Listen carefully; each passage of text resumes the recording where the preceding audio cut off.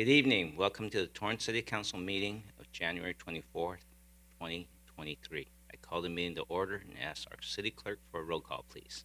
Councilmember Griffith. Here. Councilmember Kaji's absent. Councilmember Kalani. Present. Councilmember Lewis. Present. Councilmember Matucci. Here. Councilmember Sheikh. Present. Mayor Chen. Present. The council will now recess to close session to confer with city manager and city attorney on agenda items listed under 14A, conference with legal counsel, existing litigation, 14B, conference with labor negotiator, and 14C, conference with legal counsel, anticipated litigation. A closed session on these matters is authorized by California Government Code Section 54956.9D1, 54957.6, and 54956.9D2. Thank you.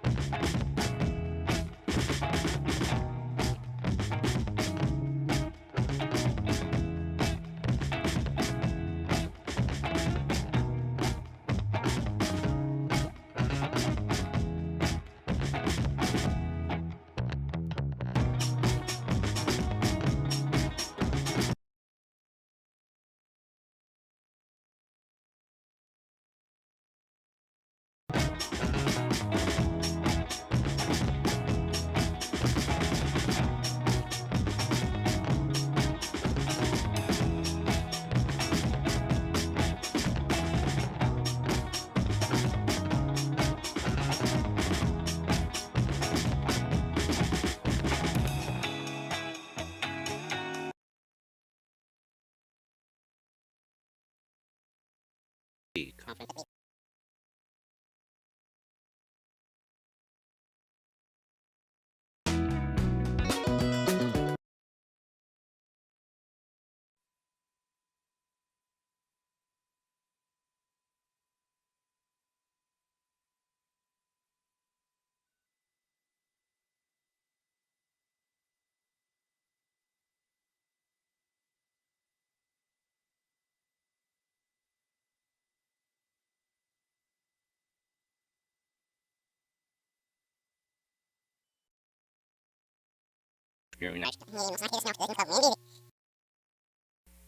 Good evening. Welcome to the Torrance City Council meeting.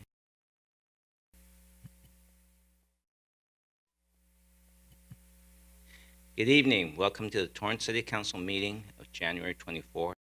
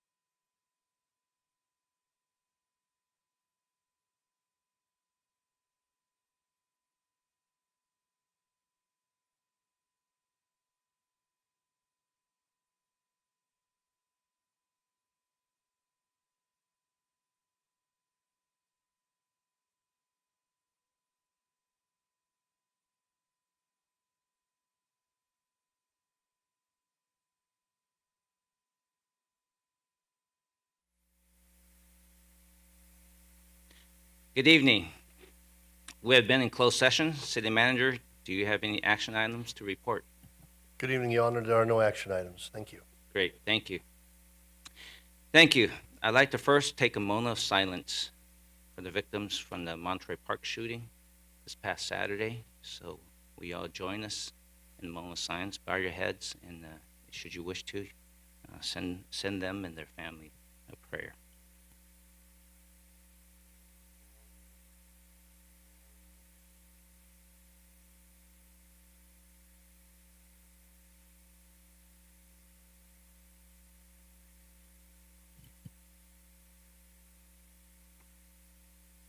Amen. Thank you. We will now reconvene our City Council meeting. I'd like to welcome everyone joining us in the council chambers, along with everyone watching remotely to tonight's City Council meeting. We encourage the public to continue to stay civically involved by participating in the bi-monthly meetings. We ask that you treat one another with respect, despite having a difference in opinion. This is where we can truly practice the principles of democracy. This weekend, 3 deadly mass shootings took place over the course of 3 days in California, which should have been a happy start to the Lunar New Year. Has been a devastating time for many communities across the state. My heart breaks for the lives of those who are lost, the broken-hearted families who are grieving today. What happened to innocent victims in Monterey Park, Half Moon Bay, and Oakland is truly unspeakable.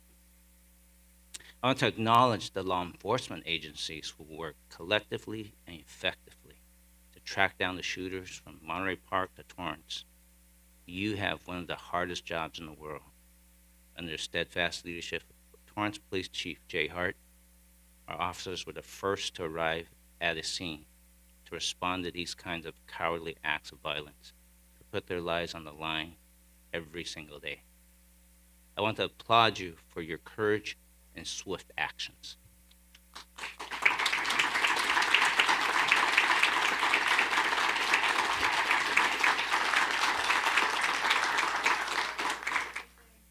As we move into the agenda again, thank you to everyone for joining us tonight in person or viewing on our website, Facebook, YouTube, or City Cable. It is important to us that you have an opportunity to voice your comments. Public emails will continue to have a deadline of 2 p.m. on the day of the council meeting you wish to comment. Thank you for those of you who met today's deadline. They have been forwarded to the council as supplemental material.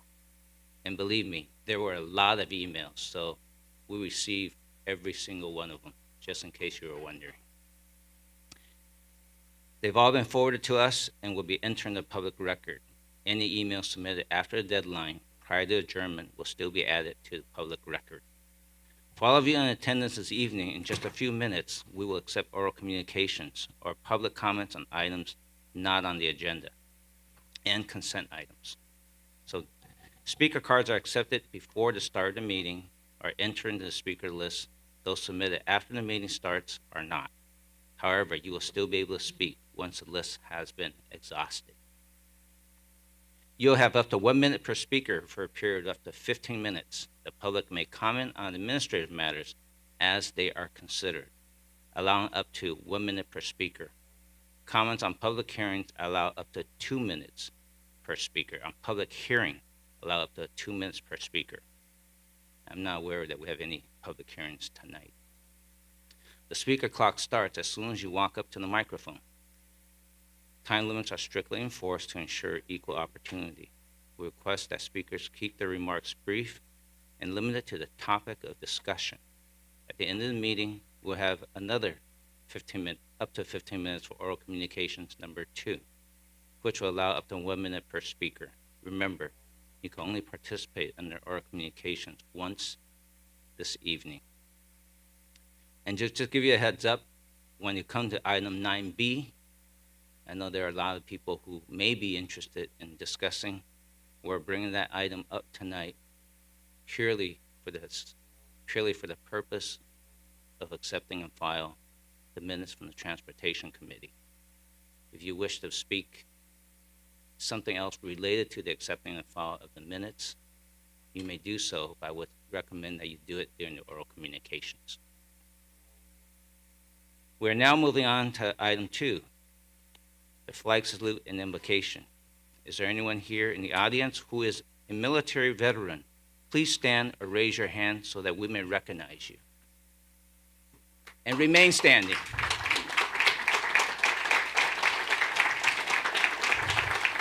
Thank you for your service. And now we're going to the flag salute and invocation.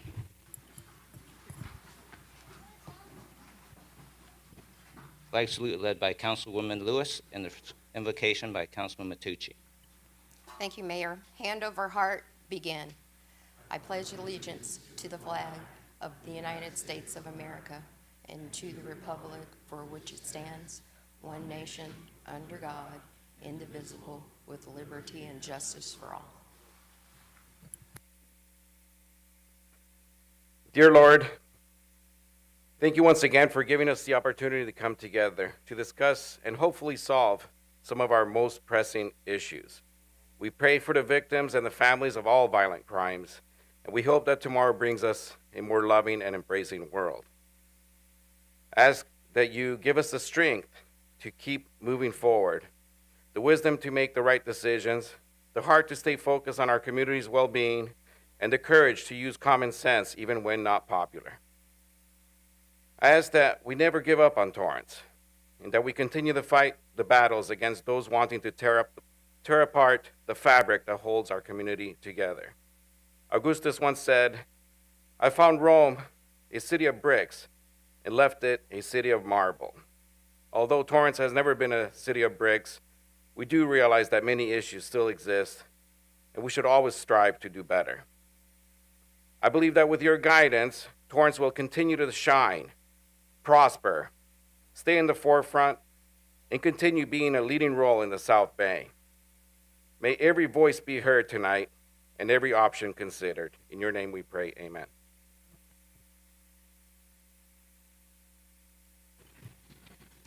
Thank you both. We're now moving on to item 3. I will take a motion to waive further reading of resolutions and ordinances after number and title. So moved. Second.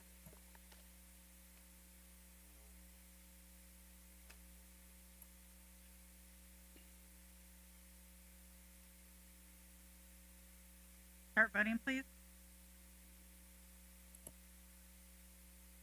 Your Honor, that motion carries with Councilmember Kaji absent. Thank you. We are moving on to item 4, announcements of withdrawn, deferred, and/or supplemental items. Thank you, Your Honor. Autumn Metropolitan City Manager.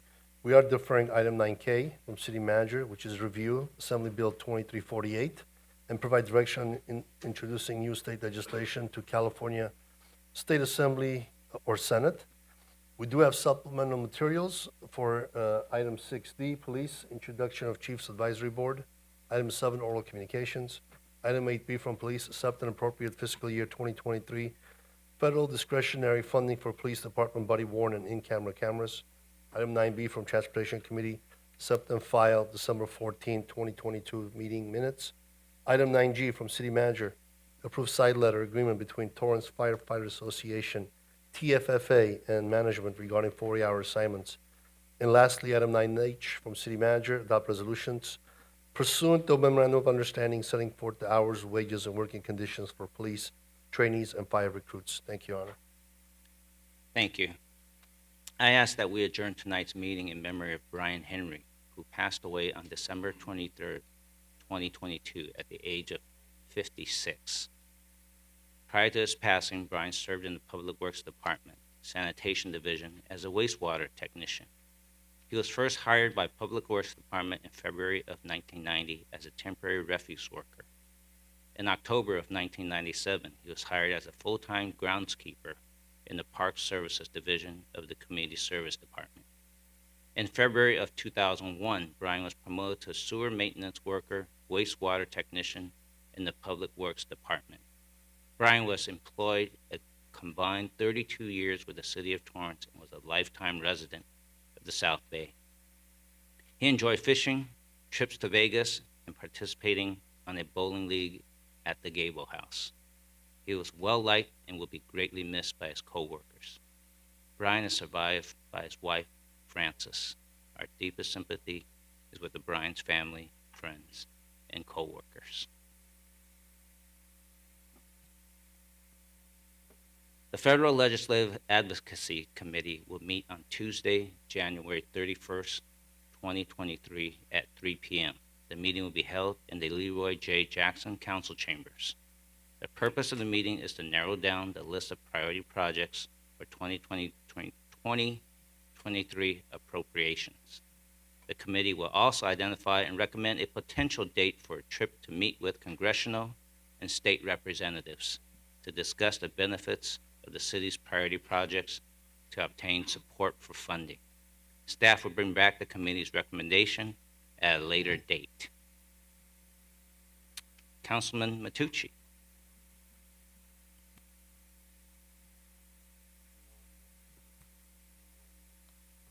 Torrance Transit will host a one-day hiring event on Saturday, February 4th, 2023 from 10 a.m. to 2 p.m. at the City of Torrance Human Resources Building located at 3231 Torrance Boulevard. Currently, there are 3 positions available for hire. While no experience is required for the apprentice relief bus operator position, you must have experience to qualify for the part-time relief bus operator and the full-time bus operator position. This one-day hiring event in Torrance will include application submission, an interview, performance assessment, physical exam, and fingerprinting. A copy of your DMV driving record, K4, is required on the day of the event. We encourage anyone looking for a new career to come and check it out. These positions include paid training, great benefits, flexible hours, career advancement, and supportive staff. This is an opportunity to be a part of the best transit agency in the region, said my mom, right? To expedite the hiring process, apply at www.torranceca.gov/jobs. And please don't put a period between Torrance and CA. I see a lot of that, and they bounce back. So it's torranceca.gov/jobs. Thank you. Thank you. In the absence of Councilman Kaji, I'm going to make one more announcement. The Finance and Government Operations Committee will be meeting on Tuesday, February 28th, 2023 at 3 p.m. at the Leroy J. Jackson Council Chamber, which is this chamber. And the topic will be the fiscal year 2022 to 23 mid-year budget review. So those of you who are interested in the budget review, please come Tuesday, February 28th, 2023, 3 p.m. here. We're now moving on to item 6, community matters.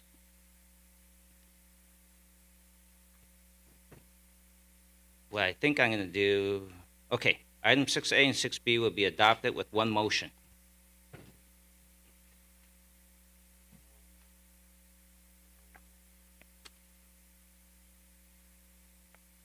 Do we have any members who want to adopt resolution? Item 6A and 6B are for the retirement of firefighter Matthew Rotan and the retirement of Eric Nago of the Communications and Information Technology Department. Would you like me to read the title? The first is resolution number 2023-01, a resolution of the City Council of the City of Torrance, California, honoring firefighter paramedic Matthew E. Rutan upon his retirement from the city after 21 years of service. The second resolution is resolution number 2023-02, a resolution of the City Council of the City of Torrance, California, honoring Eric Q. No upon his retirement from the city after 21 years of service.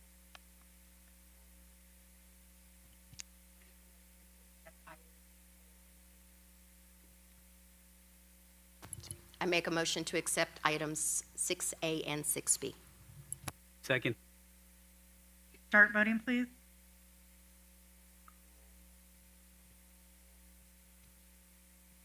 Councilmember Lewis. Thank you.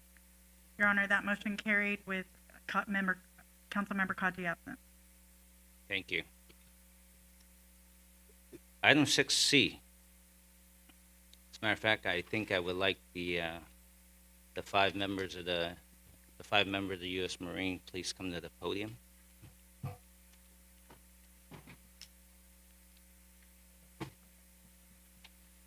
Tonight, I have the honor of recognizing several members of our community. Most are from the local Marine Corps Recruiting Command office, one gentleman a bystander. These brave men jumped into action when a terrible incident occurred in our city recently. On Tuesday, December 20th, a smash and grab robbery was committed at a local jewelry store. But thanks to the heroic acts of several Marine recruiters and bystanders, several suspects were detained until Torrance police arrived on the scene. These Marines stepped out without pause and served our community as they would our country with courage and unwavering sacrifice. I applaud each of you here today and am proud to present each of you with a certificate of recognition from the city of Torrance. But before I come down, I'd like to invite you already here to the podium to receive your certificates. Scott Elliott, Sanjay Narona, Andre Henry, Dante Cortez, Tyler Washington, and Josue Fragoso Medina. Hopefully I got that one right. And Staff Sergeant Fragosa, did you want to make a few comments?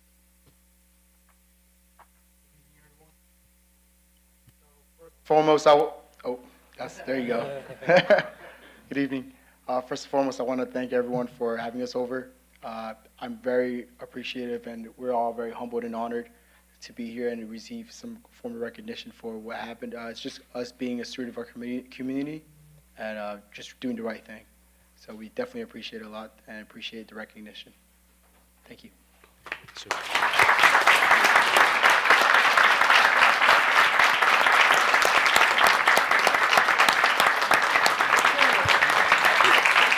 I'll ask the council to come down.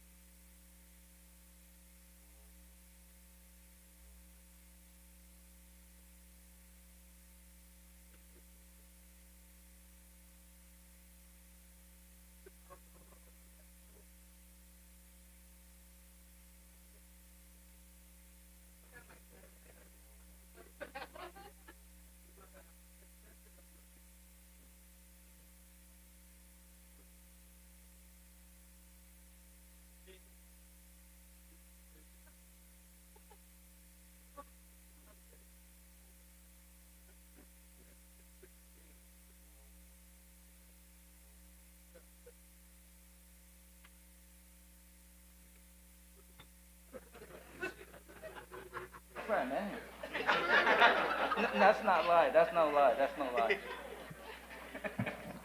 Would you vouch for that? Yes, I actually met Sergeant Fragoso at the gym. We're now moving on to item 8D. Tonight, we are proud to announce and welcome the new Torrance Police Chiefs Advisory Board members. The Chiefs Advisory Board will provide a forum where key stakeholders can act as a community resource for the Chief of Police, develop strategies, share community concerns, and increase public trust. The purpose of the role of the Chiefs Advisory Board are to, 1, act as an advisory group for the Chief of Police regarding community needs and concerns, as well as the community response to proposed police programs and priorities. 2, apprise the Chief of Police directly of the community's needs for police services. 3, assist in educating the community at large about the function and role of the police department. And 4, to promote community awareness, understanding, and involvement between Torrance Police Department and the citizens of Torrance. The Chief Advisory Board consists of, I'm gonna take a pause here, Chief. Is this the part where you're supposed to be saying that, or do you want me to share the names? Okay, got it. This is live. I'm looking at the names. I go, maybe the chief should say that, but it's all right. It's all right. I see that here. See, we do this live. This is not rehearsed. The Chiefs Advisory Board consists of Charlene Brewer Smith. Maybe as I call your name, you could just indicate so the folks will know who you are. I'm gonna go this way. I don't want to have my back on you. Christina Cervantes. All right. Got it. Well, thank you, Christina, anyway. Mark Danziger. All right. Don Glavich. Estella Hill.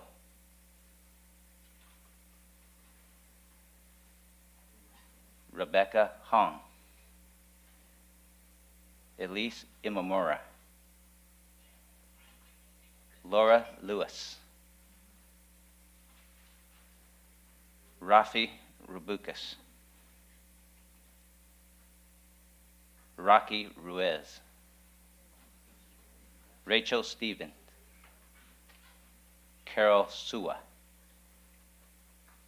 And Mark Suneshi.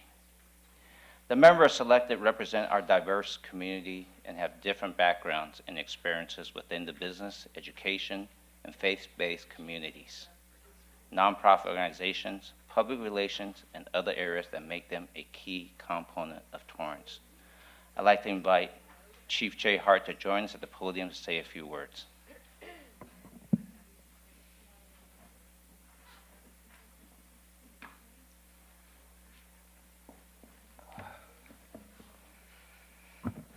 Thank you, Mayor and Council. The final report of the President's Task Force on 21st Century Policing emphasized the importance of Chiefs Advisory Boards, which were specifically recommended as an action item for local law enforcement. It was one of my visions when I first became the Chief of Police, shared by the City Manager. It's really great to be here today to the community to introduce the Chiefs Advisory Board. In the coming weeks, the Torrance Police Department will publicly introduce our trust building campaign, and the Chiefs Advisory Board will be an important part of this campaign and assist me and the police department with strategies related to bias-free policing, use of force, leadership and culture, recruitment, hiring and retention, victim services, and community relations. In addition, the Chiefs Advisory Board will continue to assist the Chief with policy recommendations, strategic planning, and the review of personnel practices. I'm very proud of the diversity of the experience of this advisory board, and it's my honor to introduce them in addition with the mayor to the council and the Torrance community. Thank you. Thank you, Chief.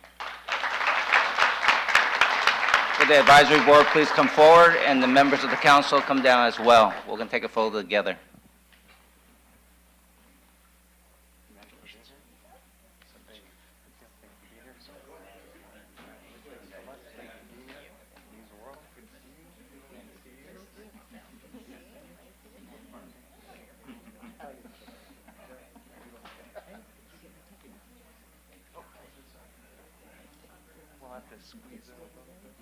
Probably want to tighten up a little bit so you can get in the camera.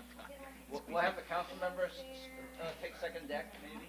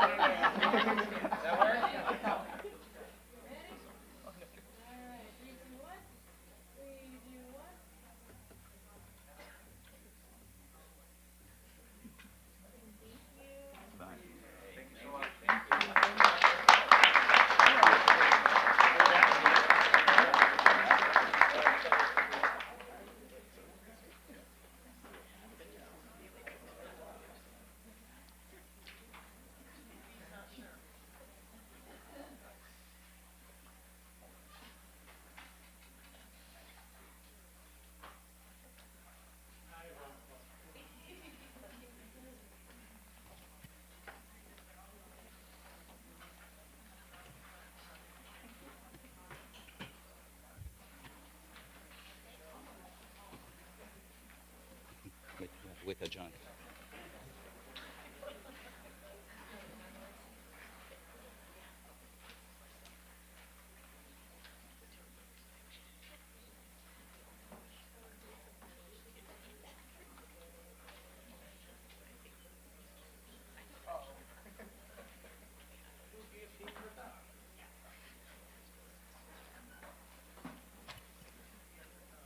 Thank you very much. Thank you. Thank you, Marine recruiters. Thank you, the Chief Advisory Board.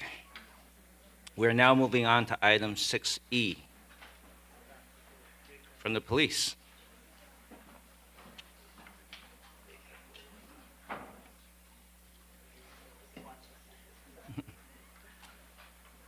We'll give them a minute.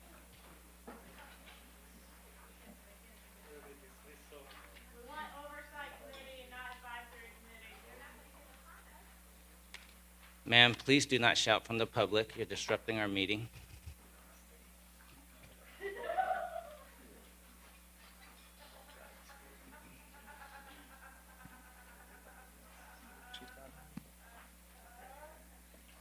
Okay, 6E from the police department.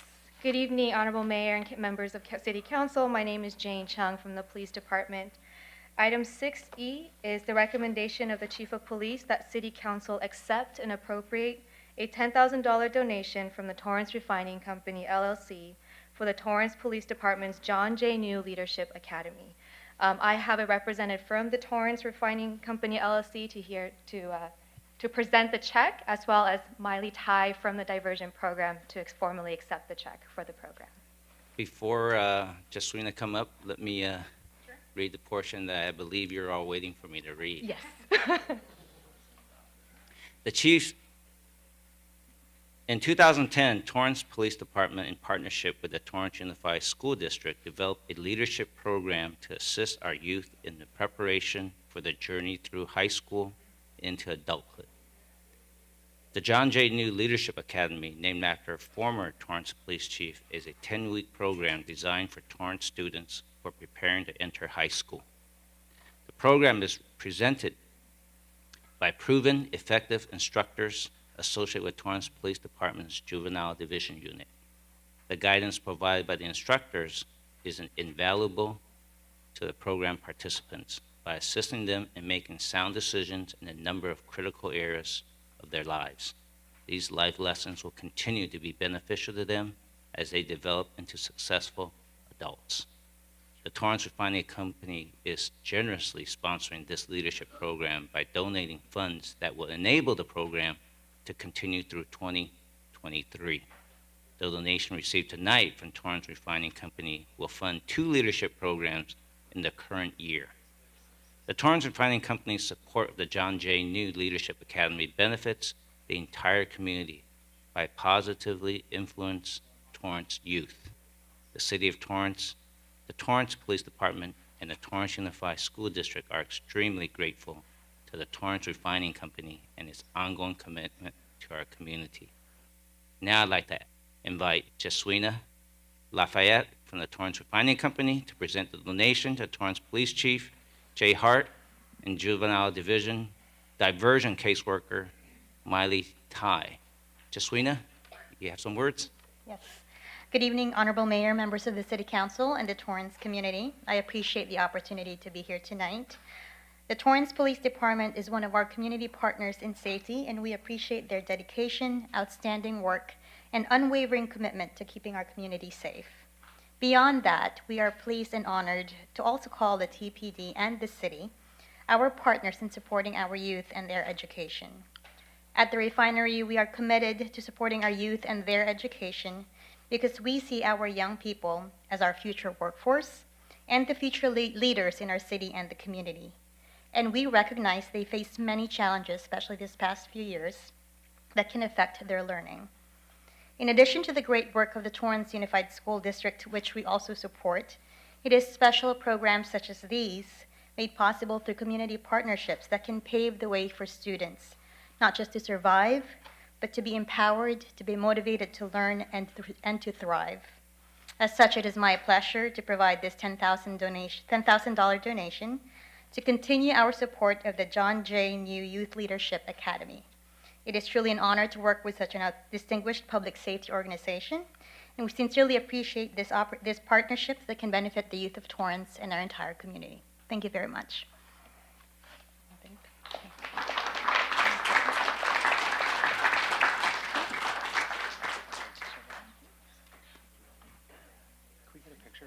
Chief, stay there for the photo. Yeah. Yes.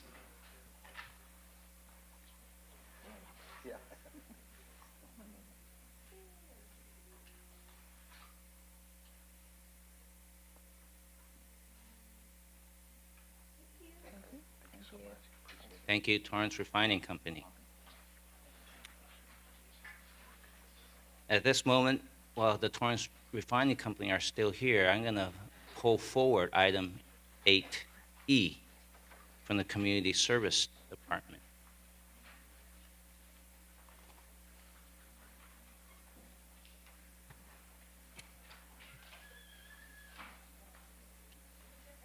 Yes, 8E as an echo.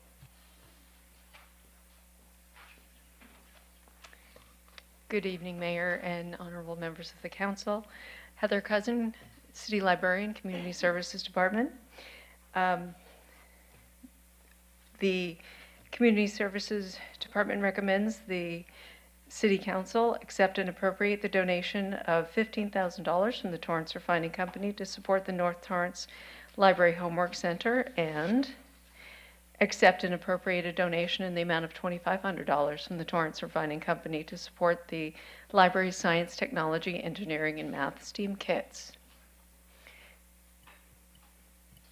Thank you. Do you have any comments or questions from the council on item 8E? I heard a thank you. Thank you once again from the Torrance Refining Company. Jaswina, did you have any words? Just a few words, thank you. I just want to reiterate, we really are, our big focus in our philanthropy and giving is supporting education because we really value that and we see the impact that it can make in our students, but also really in our workforce, particularly when it comes to STEM, or now it's really STEAM. We see daily, science, technology, engineering, arts, and math principles being applied at work, and we value, that kind of learning taking place early on in our students. Also, over the last couple of years, we've seen how learning can take place in very different facilities or locations, and sometimes that can be challenging for students. So we value places like the library, where our diverse community can come together and avail of the free services that the library offers.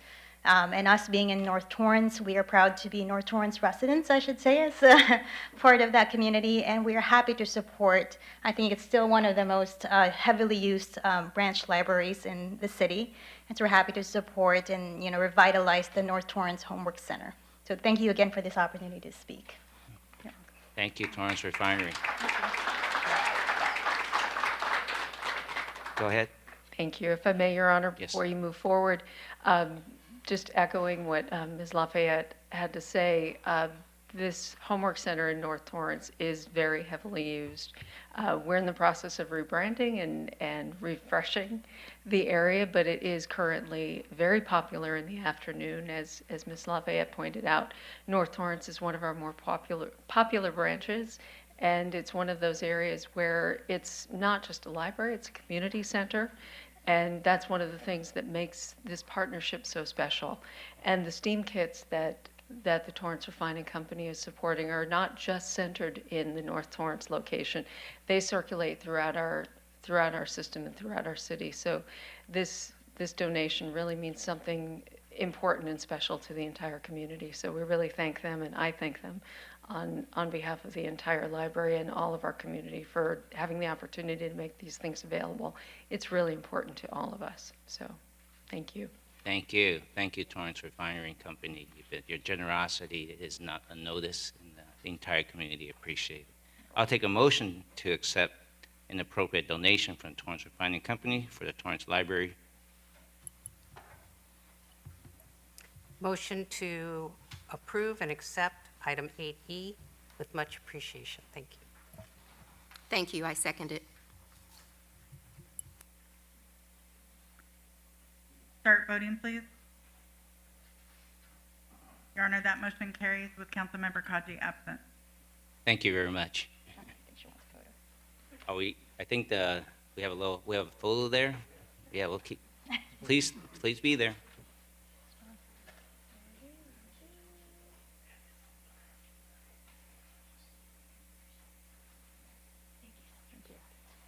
Thank you very much. As I said earlier, we're live right now, so we have one go back on item 6E as an echo. We need a motion to accept and appropriate the $10,000 donation for Torrance Refining Company for Torrance Police Department's John J. New Leadership Academy. So moved. Second. Start voting, please. Your Honor, that motion carries with Councilmember Kaji absent. Super. We're now moving on to oral communications number 1. This portion of the meeting is reserved for comments on items under the consent calendar or items that are not on the agenda. Under the Ralph M. Brown Act, City Council cannot act on items raised during public comment, but may respond briefly to statements made or questions posed.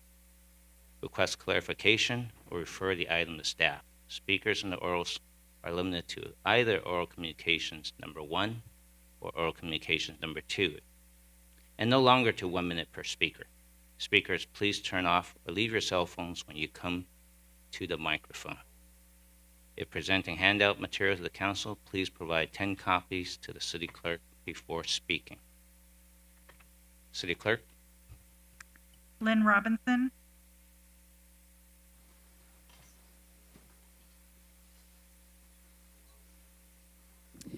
Good evening. Lynn Robinson, Torrance Rosefloat Association. I'm here to invite everyone to our celebration dinner on February 4th. It's a Saturday night at 5:30 at the Toyota Meeting Hall. We will be having appetizers, baron of beef, lemon pepper chicken, mashed potatoes, vegetable salad, and of course cake. The CEO of Fiesta Parade Floats, Tim Estes, will be there. Our fantastic float supervisor, June O'Neill, will be there. And the Tournament of Roses Queen and her court will be present. We will have opportunity baskets, our rose garden, several unique silent auction items.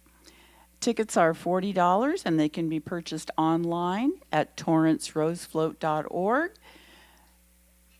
by January 27th. So we hope to see you there. It'll be a great evening. Thank you. Dean Garth.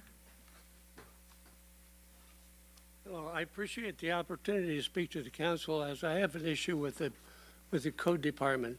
I have a mold problem in my apartment with mold. The landlord would do nothing about it. I filed a complaint with the code department.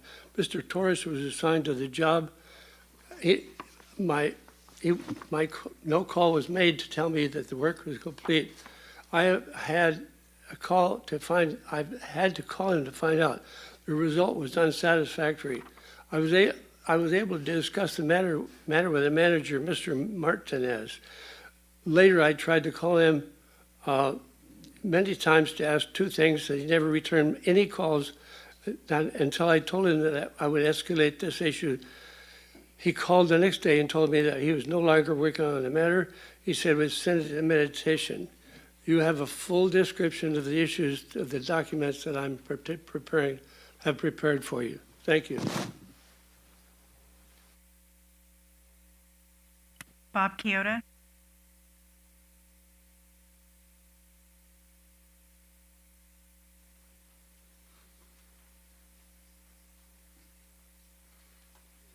Good evening, everyone. I know that many of you used to see me here talking about your great bocce courts, but tonight it's our Vietnam vets. Just a quick thank you to the city for the great support they have given us. Many of you are not aware that in 2021, our unit, the South Bay Chapter 53, Vietnam Vets of America, offered to help the city clean up the Veterans Memorial at Torrance and Maple. On the third Saturday of every month at 8:30, if you see nearly a dozen seasoned folks with hand tools there, beginning at 8:30, it'll be us helping to keep the monument and the environment up to snuff. A special thanks goes out to John LaRock and his staff. Oh, by the way, the bocce courts are doing real well. Again, thanks to John and the city. Thank you. Thank you, sir. I do remember you teach me how to play bocce. Danielle Johnson.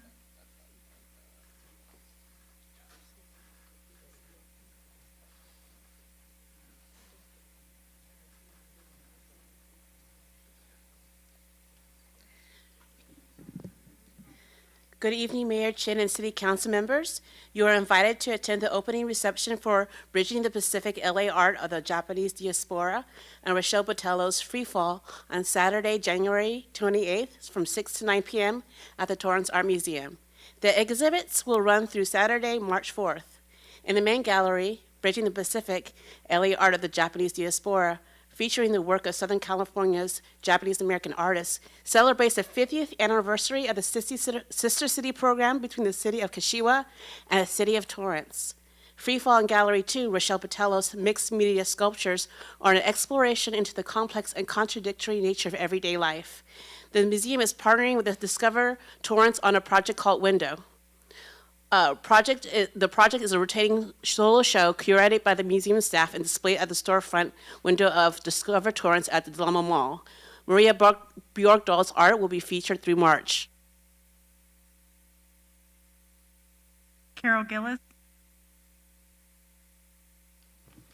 Good evening. Your Torrance Theater Company is at it again. In downtown Torrance, we have our new play starting February 4th through the 25th. It's 15 shows, and this time we're performing The Half-Life of Marie Curie. This is the story of Madame Curie. You know, she's the one that won the Nobel Prize in Chemistry back in 1911, and this is what happened to her afterwards. So if you haven't come down to our theater, please do. Tickets are $30. We do have tickets available for most shows. There are Thursday shows, Saturday afternoon shows, so I'm sure you'll find a show that each one of you can attend. Go to torrancetheatercompany.com, and I'd love to see you there. Sarah.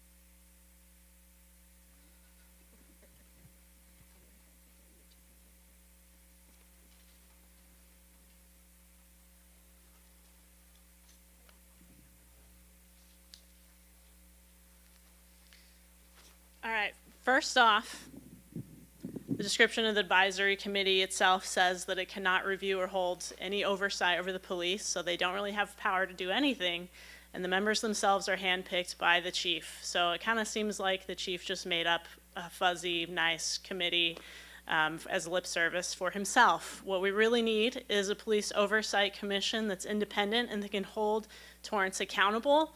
This is because Torrance police killed Christopher DeAndre Mitchell. I'm glad Matucci prayed for victims of violent crimes and that he prayed for Chris.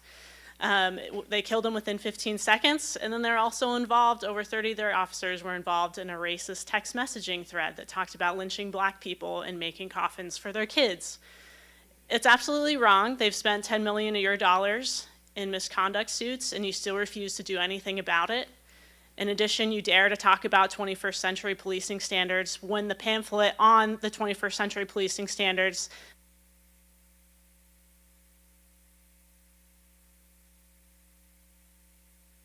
Marianne, Is there Mary Ann D?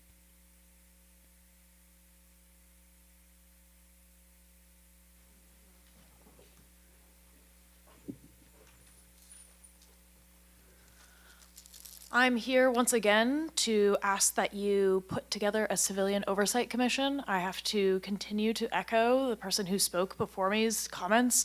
This advisory board does absolutely nothing. It is a pretty picture and absolutely changes nothing about the culture of your police department.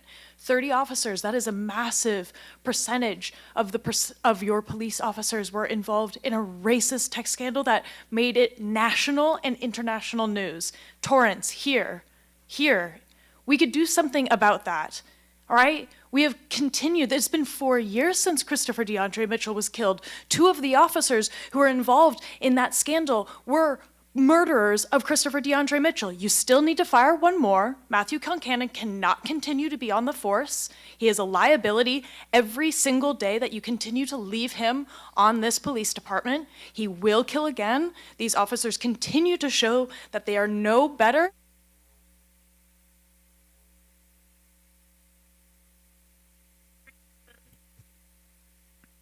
Carrie,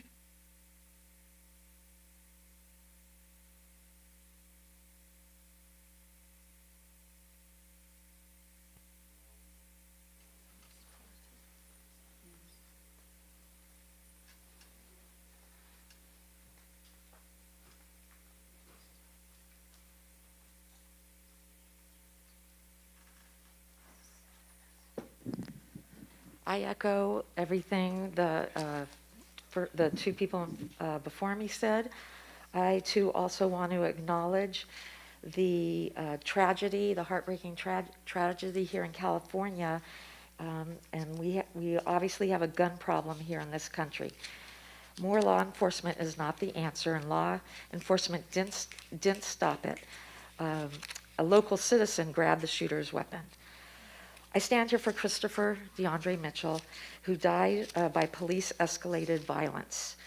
And it didn't have to be that way. What he did not warrant being murdered, And had it been de-escalated, that could have been avoided. And I don't understand why so many young black men end up dead for things that they should not. And I also stand for Sister Sherilyn. Audrey,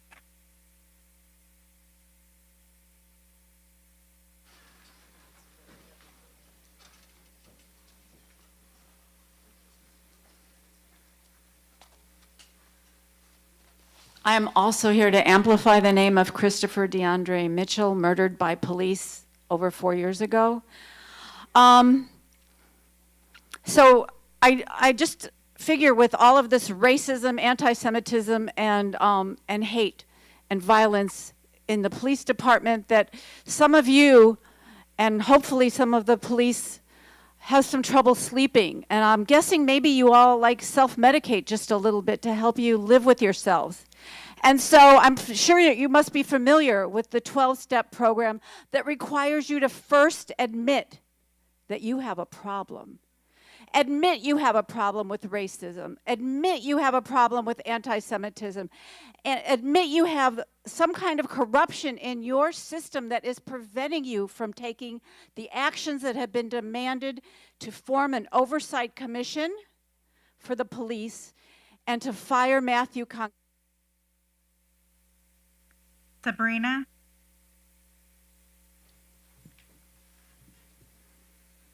Good evening, Mayor, honorable council members, and general public. I'm Sabrina Rashik, a student from El Camino College's Speech and Debate or Forensics team. I'm here to share with you all our fundraiser, which is to send some of our teammates to Tokyo this March for the International Forensics Association competition. We would like to celebrate our victories and our teammates who have been on this team for over 2 years by bringing home another championship from the International Forensics Association competition this March. I have some donation flyers which I've left outside. I also have some with me. And for my team and I would like to thank you all for letting us speak today. Thank you and have a great rest of your night. You can leave the flyers with a staff member. Okay, we still have some time. Do I have anyone else who has not turned in a speaker card who wishes to speak?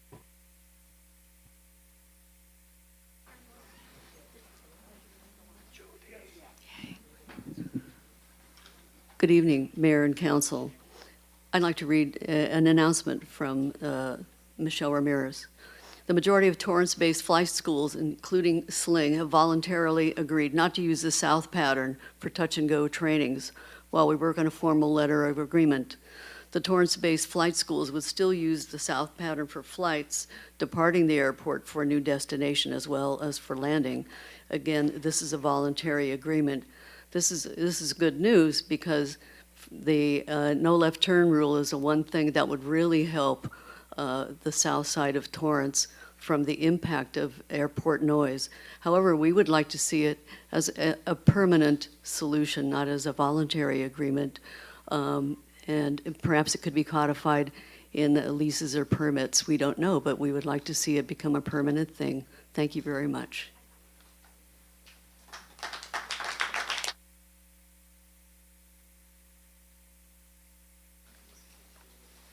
Hi, my name is Tiffany. I am in Walteria. I live with my husband, and we're expecting our first child in June. And we're very concerned with the health impacts from lead exposure.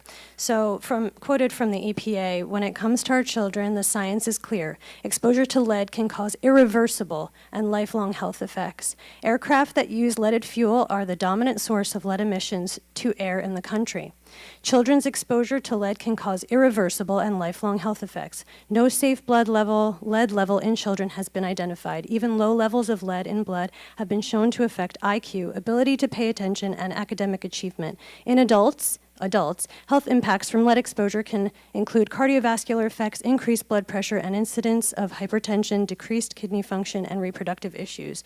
So this is a big issue. We are all breathing this in. We're all exposed to these harmful effects, so something needs to be done. Thank you. I was just handed a slip of paper. Looks like our 15 minutes will be up after this gentleman. Just want to let you know. I would like to state that we were given permission by 3.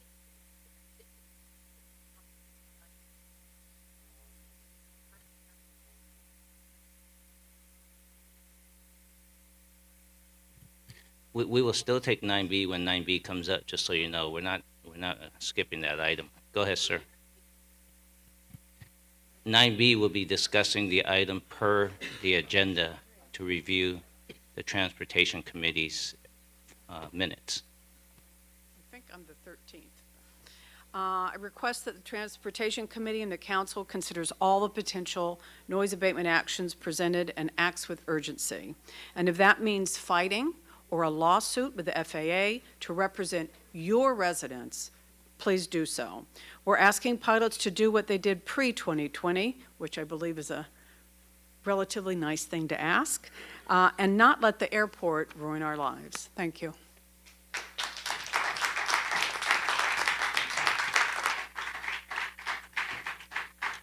Thank you. We're moving on to item 8 of the consent calendar. We've already addressed item E as an echo. Do any council member wish to pull any other items listed under the consent calendar? Yes, Mayor, can I pull item 8B as in boy? Okay, 8B. Any other items? If not, I'll take a motion to approve the consent calendar with the exception of 8B and 8E. Motion to approve the balance of the consent calendar with the exceptions of 8B and 8E. Second. Start voting, please. Your Honor, that motion carries with Councilmember Kaji absent. Thank you. 8B from the Police Department. Do we have a staff briefing? Yes, good evening, Mayor and members of City Council. Jane Chung with the Police Department. Item 8B is a recommendation of the Police Chief that City Council accept and appropriate fiscal year 2023 federal discretionary funding in the amount of $1,615,000 to a grant project titled Asset FR10 for body-worn and in-car cameras and accessories. And staff is available to answer any questions. Thank you. We have comments and questions from the council.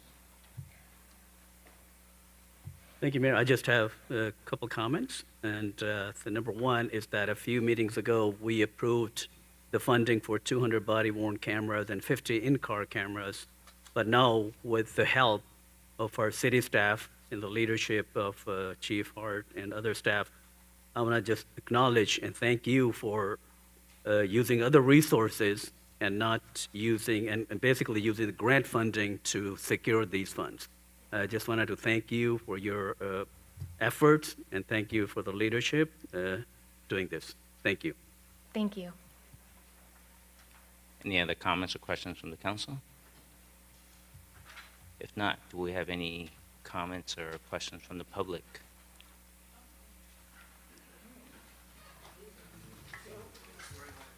Oh, my bad. It's already covered by orals, sir. Oh, my bad. Okay, sorry about that. That's right. Come on. Okay. All right, I will take a motion to accept and appropriate fiscal year 2023 federal discretionary funding for police department body-worn and in-car cameras. I make a motion to accept and appropriate fiscal year 2023 federal discretionary funding for police department body-worn and in-car cameras funding expenditure. Second. Start voting, please. Your Honor, that motion carries with Councilmember Kaji absent. I'm going to ask the public to please do not disrupt our meeting.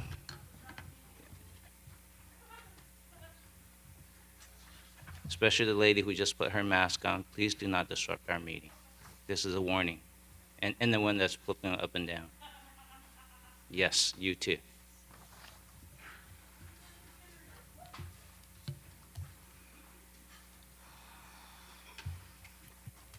We're now moving on to item 9, administrative matters.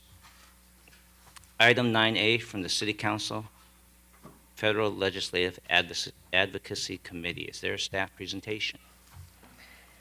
Good evening, Honorable Mayor and members of the City Council. Zulma Gent with the City Manager's Office.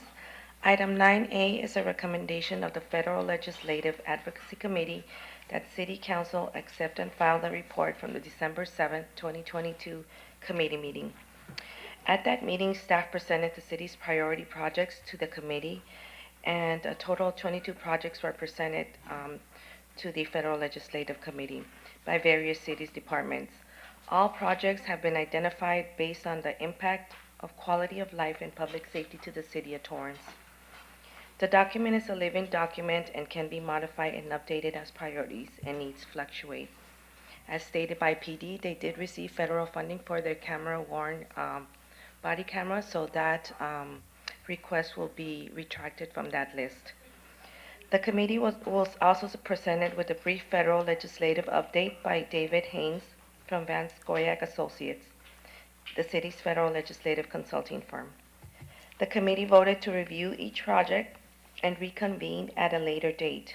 As stated by Mayor Chen earlier today, that meeting will take place on January 31st here in the council chambers. At such meeting, the committee will narrow down the list and recommend a date for a potential legislative trip at a time convenient for all. This concludes item 9A, and staff is available for questions. Thank you. Thank you. Have comments and questions from the council? If not, do we have comments, questions from the public? Comments from the public on item 9A.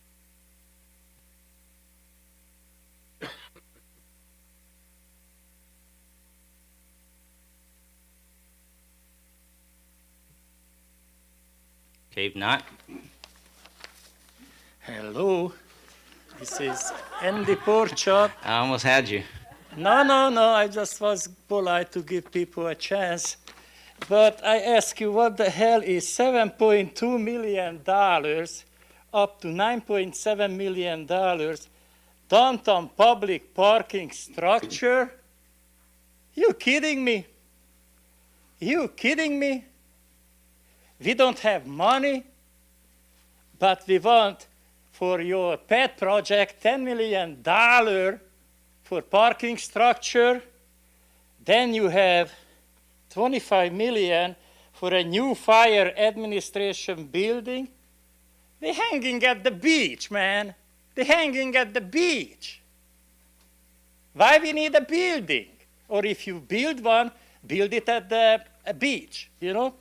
Plus, I saw some millions of dollars for turf.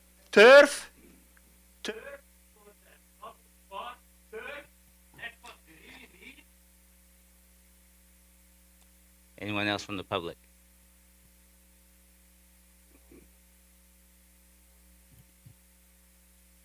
If not, I'll take a motion to accept and file.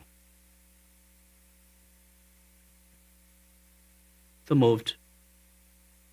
Second. Start voting, please. Your Honor, that motion carried with Councilmember Kaji absent.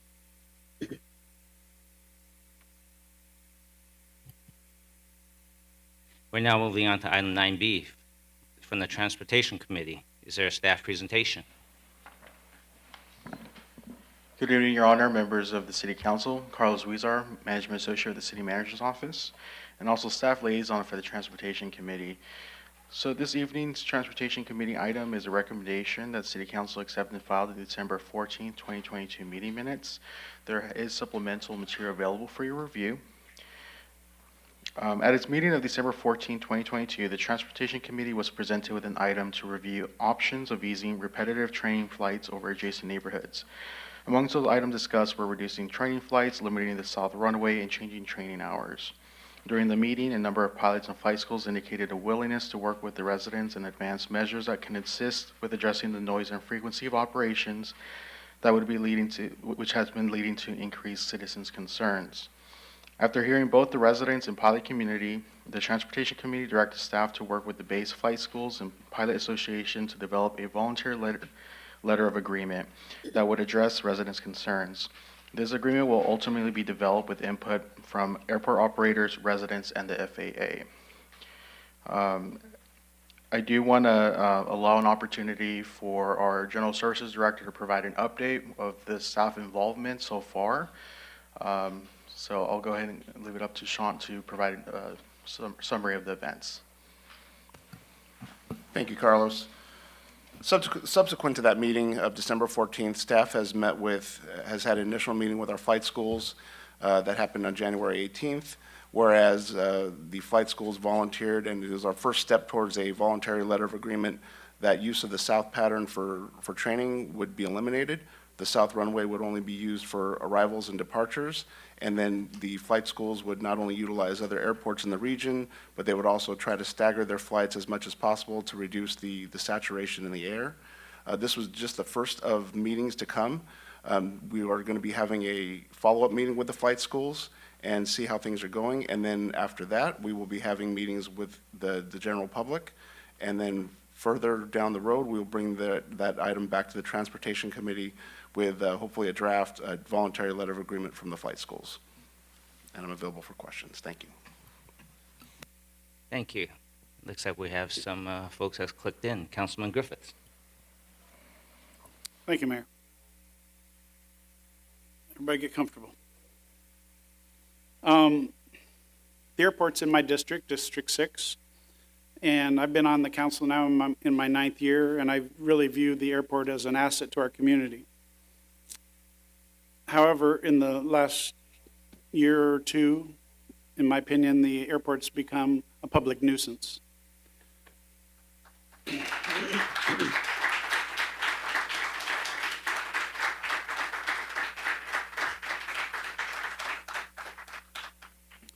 For months on end, our residents have endured constant flights over their homes at low altitudes and loud volumes. For whatever reason, our noise systems don't seem to be catching it. There's little enforcement of anything that's happening. And I'm completely unhappy with what's happening in our airport. And I do believe that we need to take stronger action. At our meeting back in November 8th last year, 2.5 months ago, it was my recommendation that this issue be brought and moved forward to have city take action. It's been 2.5 months, and unfortunately, in my opinion, little to no action's been taken except for some promises of some voluntary compliance. I believe we need to take stronger action, and as a public nuisance in our city, I believe that the city has legal right to stop the flights over our city that are constantly barraging our neighborhoods. And the fact that some of these proprietors that are conducting these flights are renting space on our airport, I think we have some ability to control that. Obviously, it's subject to legal interpretation. And I do believe that we need to take a stronger stand on this. 2.5 months with no action is not acceptable. Our residents continue to be impacted by what's happening at our airport, and I think it's time that we give the residents a break. And I think we need to take some permanent action, and I would hope to see we can take a temporary action, because obviously I do want to wait for our permanent decisions to come through, but at the rate we're going, that might be months away, and I think we need to take some temporary permanent action immediately to give some relief to the residents who basically allow us to function and allow us to have our airport here. And we can't let a few businesses take our city hostage. We also have to have the ability to manage these flights that are coming in from outside of our city and using our city for the and using our city for the benefit of flight schools that aren't even based in our city and impacting our neighborhoods. This is just not the right thing, and we need to take stronger action. And I don't know what we can do. I need somebody to take some action for us, and I would like to request, with my concurrence of my colleagues, that legal come up with some temporary mandates that we can do to temporarily stop the public nuisance that the flight school training has become.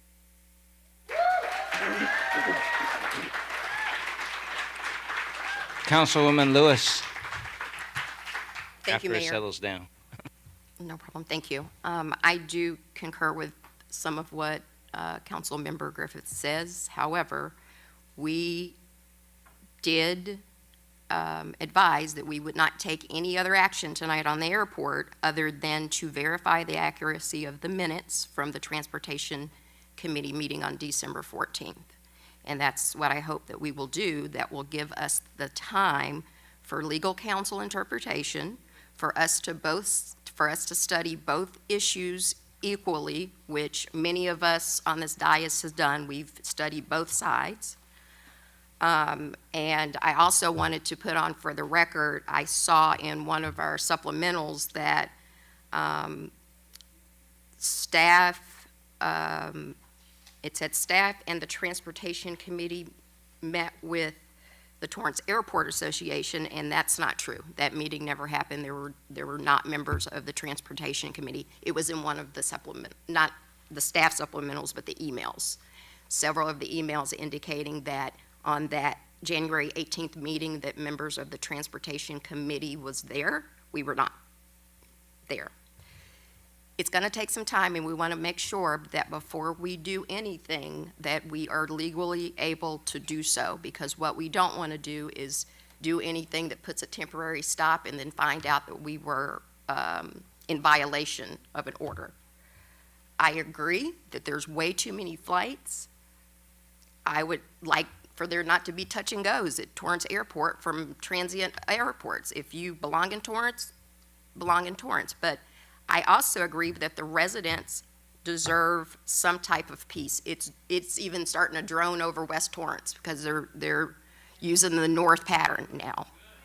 And the other part that I also recognize, which this is just my personal feelings to it, is when Torrance Police was out there doing the business of making sure that Torrance was safe and we had a public safety radius around an incident on Sunday, the planes from the airport kept on going. And I didn't think that that was appropriate because it caused so much noise, you don't know what the officers down there needed to hear, and you couldn't hear anything but the planes flying. So there is a problem, but I also think that there is a nice, balanced legal solution to it, and I would like for our legal team and our city to figure out what that is. Thank you. Anyone else from the council? If not, we'll open up to, it looks like some people have put comment cards in. City Clerk, will you please call them up? Sherwin Rubin, Yes, I live in South Torrance, and it's bothered me that there are 4 planes that every once in a while fly in formation over a residential neighborhood. So what could go wrong? I think that should be banned. If they want to fly in formation, they should do it over the ocean. And also, remember, Santa Monica closed their airport, and I believe that's a possibility here. And I think you need to do a study of what the financial impact would be on closing the Torrance Airport. Thank you. Mark Danziger, We're sitting next to each other. I'm very grateful as somebody who's stood here a bunch in shabbier clothes and talked to council about the airport that action is being taken, and it feels like we're beginning to see some momentum. I want to echo Councilman Griffith's sense of urgency. We've put up with this for a long time. We've pled to the city to deal with it for a long time. And to be honest, for a long time, the city didn't do a lot.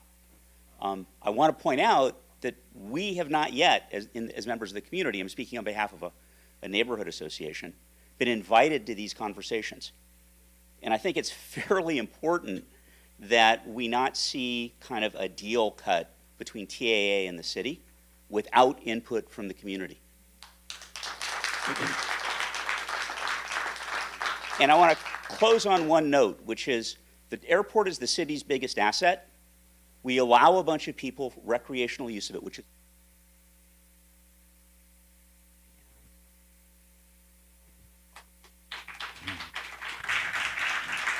Michael Lyon, As he's walking up, I just want to assure you that the city has not cut a deal with Pilot Association. Good evening. For those who think that concerns about pervasive airplane noise are exaggerated, or that residents who oppose this daily bombardment must be some tiny minority of chronic complainers, or that whatever the issue, having the flight schools police themselves will fix the problem. Based on what I'm experiencing day in, day out, over and over again, from early morning throughout the day, I just don't buy it. Or as Judge Judy puts it on her TV show, I wasn't born yesterday. Distinguished members of the City Council, you have the power to protect the quality of life in our community by enacting common sense, reasonable limits on the current free-for-all in the skies above our homes that's been creating such havoc for so many of us. Please now make the choice to exercise that power for the good of our Torrance community. Thank you.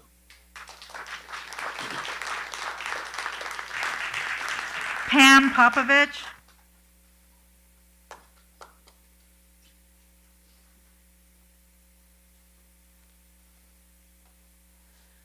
I'm happy to hear that there is some progress being made, but I know that tonight the council will only accept and file the minutes from the Transportation Committee and take no other action. But where will they be filed? Under A for airport, or N for noise, or I for irate citizens? In the meantime, noisy flights over residential neighborhoods continue. So, take no action tonight, but residents are hoping that their extensive research and documents that they have provided will help you to find a solution to the aircraft activity that has negatively impacted so many of us. Thank you very much.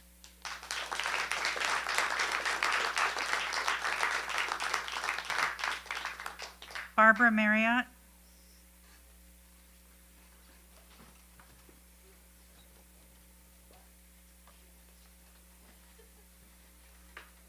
Hello, I just want to say that I live in the community of New Horizons, and the airplanes are going over our community constantly and very noisy, and it almost feels like they're skydiving into our community. Very low, very annoying. Thank you.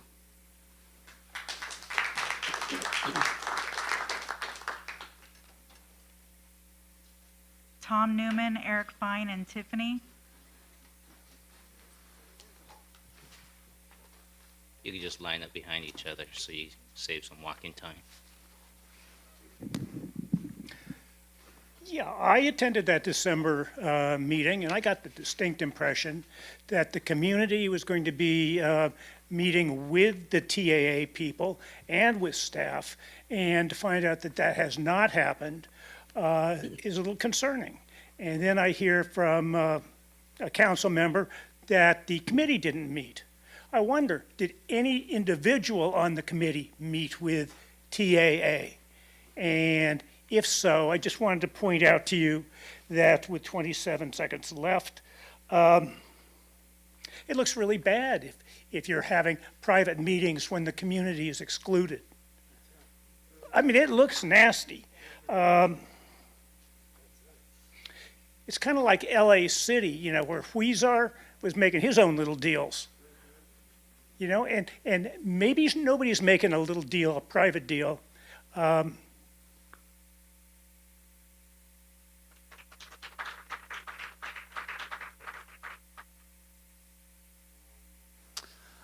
Good evening. My name's Eric Fine. I'm a pediatrician. I live in Walteria. My wife spoke earlier. She's pregnant. And I wanted to thank the council for considering this matter. Regarding airplanes that are emitting leaded gasoline, as she said before, and I see these kids in my clinic, there's no safe level of lead. The brain damage is irreversible. It is not a fun experience for families dealing with lead intoxication. You can have developmental challenges, behavioral challenges, impulsive behavior, not easy to cope with, intellectual disability, admissions to the hospital. And I would say from my standpoint, anything to eliminate or reduce flights at Torrance Airport to speed up any actions in that direction as quickly as possible, I would continue to applaud and support. Thank you.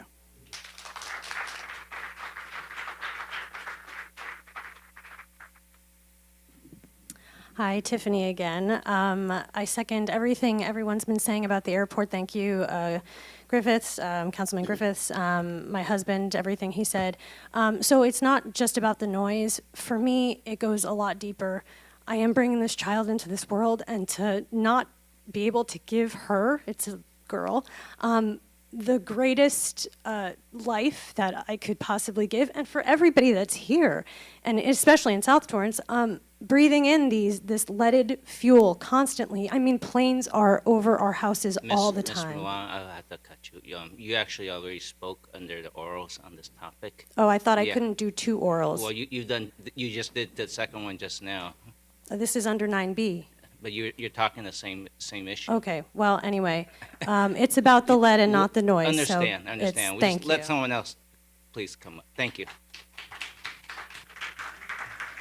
Natalie, Elizabeth, and Robin.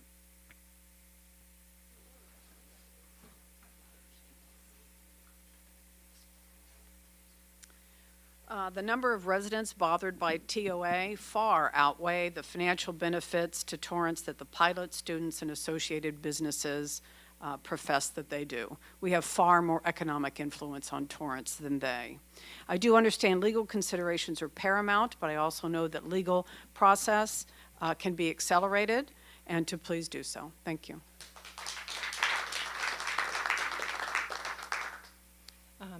Council and Mayor, thank you very much for considering this issue. My name is Elizabeth Spatz, and I also want to especially thank Mr. Griffiths for his passion and compassion for this situation. I would also like to urge that the council focus on the issues of noise. I realize that the FAA is going to look at flight under their control, but we as a city do have influence over how noise is managed. So if we could focus on noise, I think that would be helpful, and thank you again.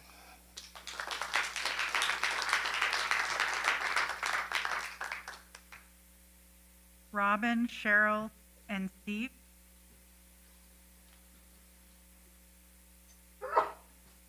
Bless you. This last summer, I became so aggravated with the sound from the planes going off overhead. You're asking for a voluntary action from the pilots? Today, in the 3 o'clock hour, 4 planes, individual planes, took off, left turned, landed, and took off. Some other took off again. I need you to take this under consideration.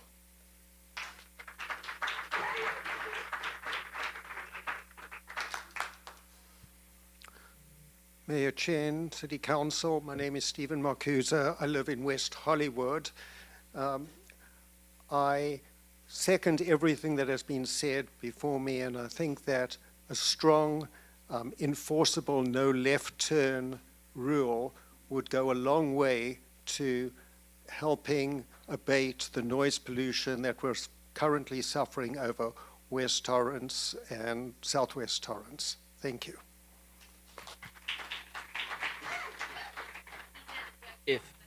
If you are coming up to and you agree with the previous speaker, you can just say I agree with them so that you don't have to repeat the exact same words. Next, someone else. John Deering.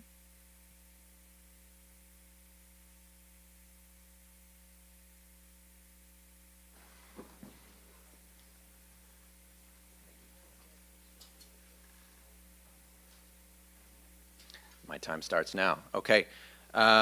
I've got data there in front of you. It's updated from last time I was here in November. The trend is getting worse. Over the last 2 years, flights are up 53% compared with the annual average last decade. Looking into the data some more, Torrance Airport is the only airport where this trend is happening. All the other municipal comparable airports, Hawthorne, Santa Monica, they're either flat or down. Now, the solutions that are before you, it's very concerning that none of these are restrictive. They're not sustainable or equitable to our communities. Merely shifting the flight patterns to another neighborhood does absolutely nothing to solve the root cause. And with landing fees in particular, we've heard from Sling Flight Academy, they're getting their operations subsidized by carriers, by the airlines. Their students are taking out loans. The cost of landing fees could easily be passed on, and it pains me to say this publicly, but I'm passing the message. The chair of the airport commission said on the record that she does not pay the landing fees that she's charged from Santa Monica because they don't collect.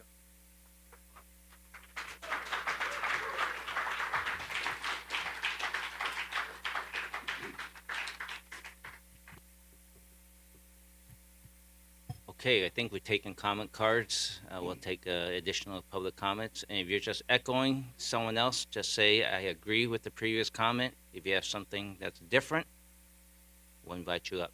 Thank you. Okay, this is Porchop, and you were still speaking and the clock was running. But anyway, I did not want to interrupt you because I'm polite. And 1 minute is more than enough to anybody, even with the English as a second language, to talk about issues. Now, the issue is that Sling Aircraft Company is the best, the less noisy, and they still make noise. The muffler on a 140 horsepower engine is this long as my arm. I'm gonna go to your houses, take off my muffler, except the last 60 centimeter, and I'm gonna run my engine for 1 minute, every 5 minutes. And who can do anything about it?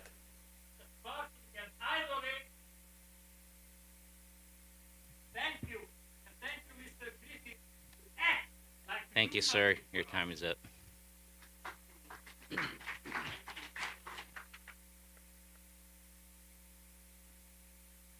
Mary Silva, I'm a resident. I want to comment on some statements that have been made by the pilots. They have stated there is no noise problem. All you have to do is stop by Lago Seco Park anytime Monday through Saturday. Planes fly over that area every 90 seconds, some flying as low as 200 feet. That is a fact. Number two, very few people are complaining. Over 900 people have signed the petition authored by the Riviera Homeowners Association. That is way more than just a few. Number three, the pilots are not the problem. This is only partially true. 90% of the low-flying, noisy flights are from Sling Flight School. Their unchecked exponential growth is the problem. They've gone from 1 hangar to 6 hangars, and the CEO has publicly stated that he intends to continue his expansion. This needs to stop immediately. Thank you.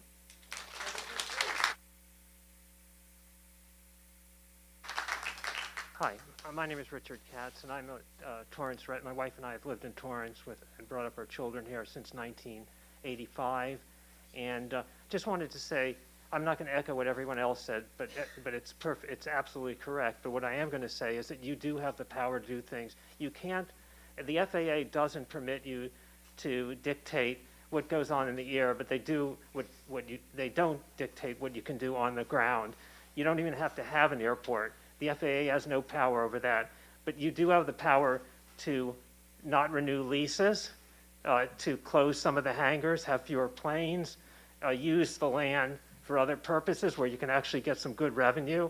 So you have many, many things you can do. So anything on the ground, you have the power to do. The threat of closing down a flight school, not renewing their lease, that's power. So you have the power. You have the land use power, and that's what you should do. So you don't have to get legal advice on that. You do have land use power. Thank you.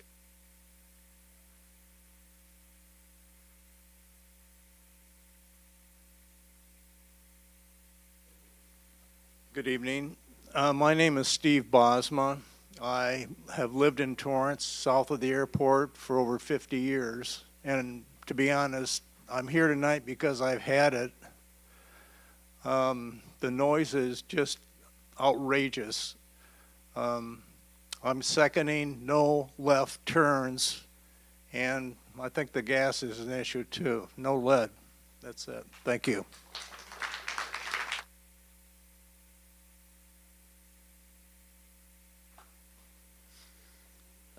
Councilmember Griffiths hit the nail on the head. This has become a public nuisance. It is intolerable, and although balance is desirable, the delays are already unacceptable for temporary, if not permanent action. And we would like to remind you of the city's liability and of the court's jurisdiction to deal with public nuisances. And we're headed there soon because we're not seeing change.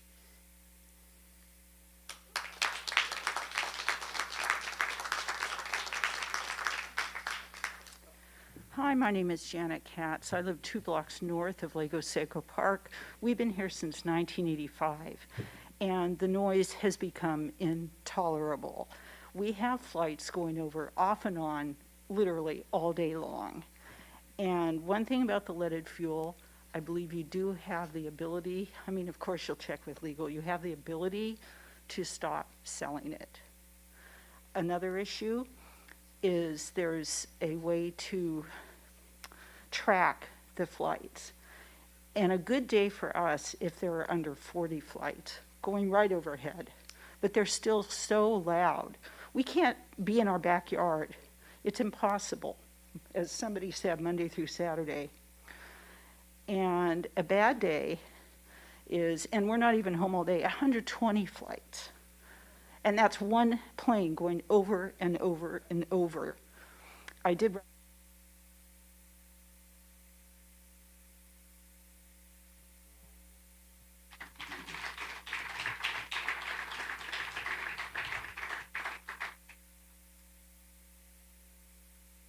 I don't see anyone else from the public, so I'll bring it back up. Councilman Griffiths?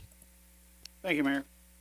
I appreciate the patience of all the community members that have spoke, and I know that you're just a minority of the people who are impacted by this. Question for City Attorney.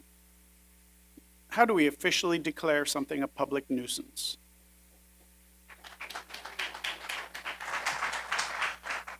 There's public nuisance defined in our code as well as in the state codes, and then normally what you do is file an action to abate the public nuisance, to a lawsuit. So what do we as a council have to do to declare a public nuisance? The council would, most likely, if we were going to go down a path, we'd have those discussions in closed session, where you'd authorize the city attorney to pursue that sort of action. Well, I'll certainly make that recommendation with concurrence of my colleagues to start that process. Can we check for concurrence?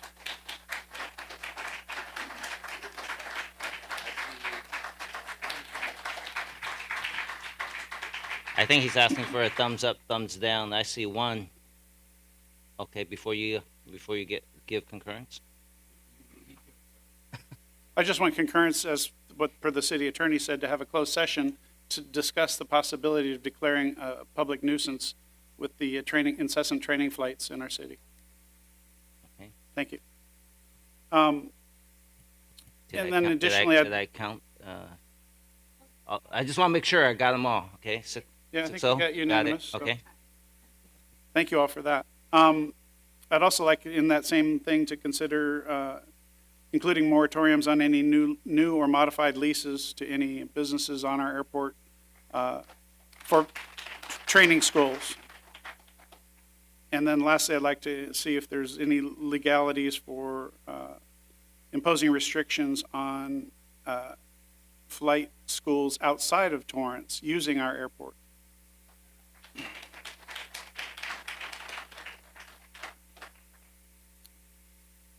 And it can't happen soon enough. Thank you. Okay, so that was a concurrence. Bring that back. Now I got comment from Councilman Shake. Thank you, Mayor. Just for the record, I just want to disclose that, the beauty of our democracy is that you reach out to everybody. So I did meet with the Homeowners Association, members of the Homeowners Association in the last few days, and I also had a meeting with the Torrance Airport Association just to gather the information. There's no deal cut, just to hear both sides, and that was my reasoning meeting with them, and that's the beauty of our democracy. You need to hear that. I see there's a lot of issues, not only the quality of the life issue, it's also a safety issue. There are a lot of other concerns. So today, the idea, the request was to approve the minutes, and that's why, I'm just gonna limit my comments on that. I'm gonna bring it, when we come back, bring it back, then I'll make more comments on that. Thank you, Mayor. Thank you, Councilman Shake. Councilwoman Kalani. Thank you, Mayor.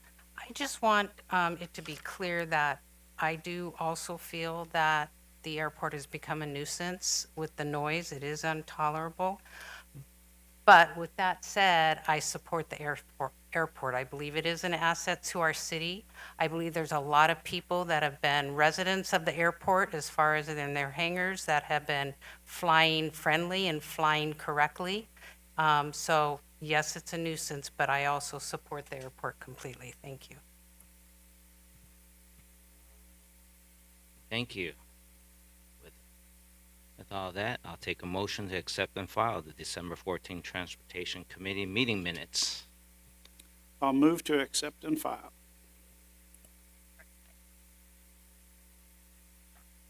Okay, I think, are you trying to do a modified motion? No, Okay. If you don't mind, we'll have a hanging motion for now. Go ahead.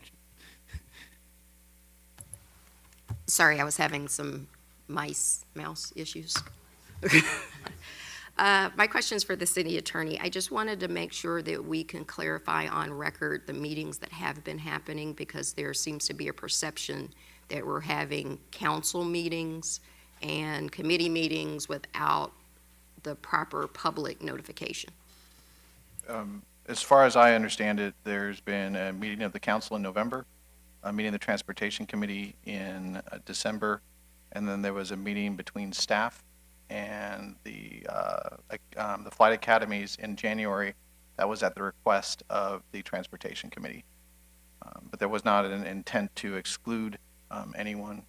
It was a request of the Transportation Committee to reach out to the pilots as they had reached out in the meeting in December to say that they had some voluntary compliance things that they said would improve things.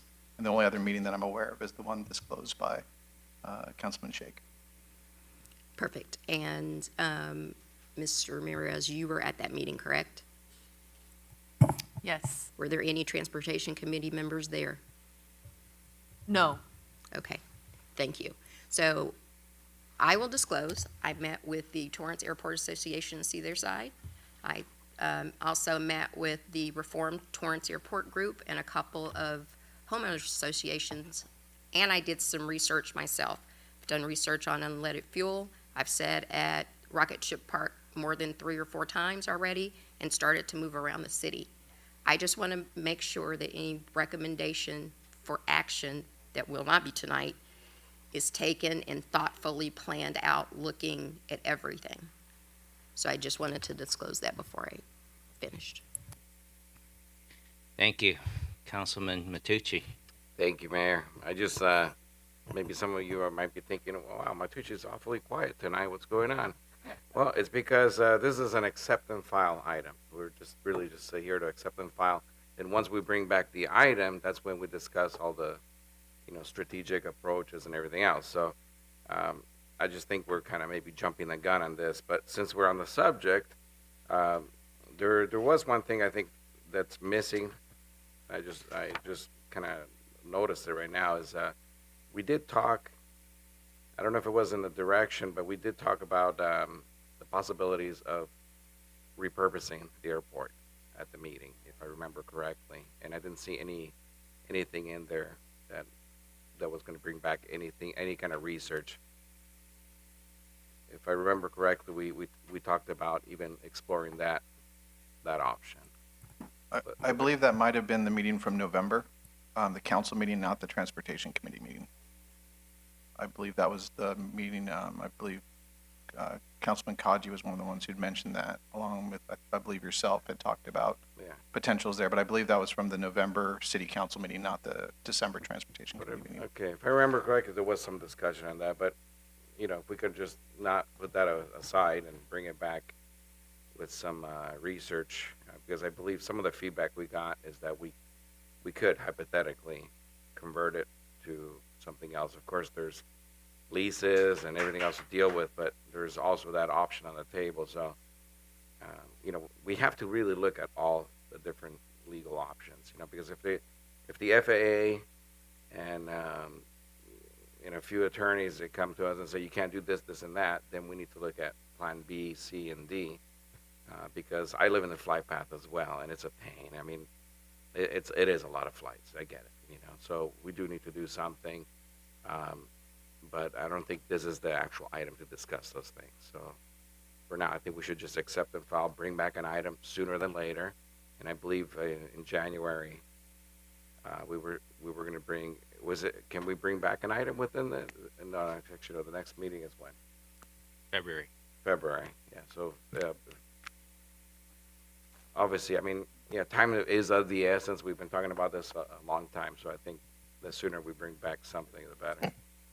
Yeah, I think it's probably at best it'll be February, because I think what's being asked is it's quite an exhaustive analysis, because I think what everybody's bringing is a pretty detailed analysis, and including a legal recommendation as well. And I just want to say thank you for all the council members doing their due diligence and meeting with different people to get facts and data. And the things that's been disclosed is not meant to be seen as making private deals. So just make sure that the public is aware none of us are making private deals, but we do due diligence to gather information to help us deliberate. Any other comments from staff? Thank you, Your Honor. Danny Santana, Assistant City Manager. Staff can, to Councilman Matucci's request, staff can work with the City Attorney's Office and outside counsel to include information when we do return about the legalities of closing the existing airport. We could also provide an overview of existing leases and their end date, their existing provisions for automatic extensions that exist, a brief overview of what it would require to amend or end those leases, as well as include information about existing zoning and general plan designations. So it would be more of an overview of the existing land use regulations, leases, and then we could discuss with the city attorney about legalities. Yeah, and we had also concurrence to bring back an item for a moratorium on any future flight schools. And I believe that was going to come back sooner, but we had kind of discussed being a little bit of a time is of the essence. We do not, Alam Chapman, City Manager, Councilman, we can review the record and come back with that information. To date, we don't have any requests for additional flight schools, at least based out of Torrance. We'll also be scheduling a closed session per council direction this evening to discuss some of the legal implications of any of the options we continue to explore related to a nuisance declaration. Okay.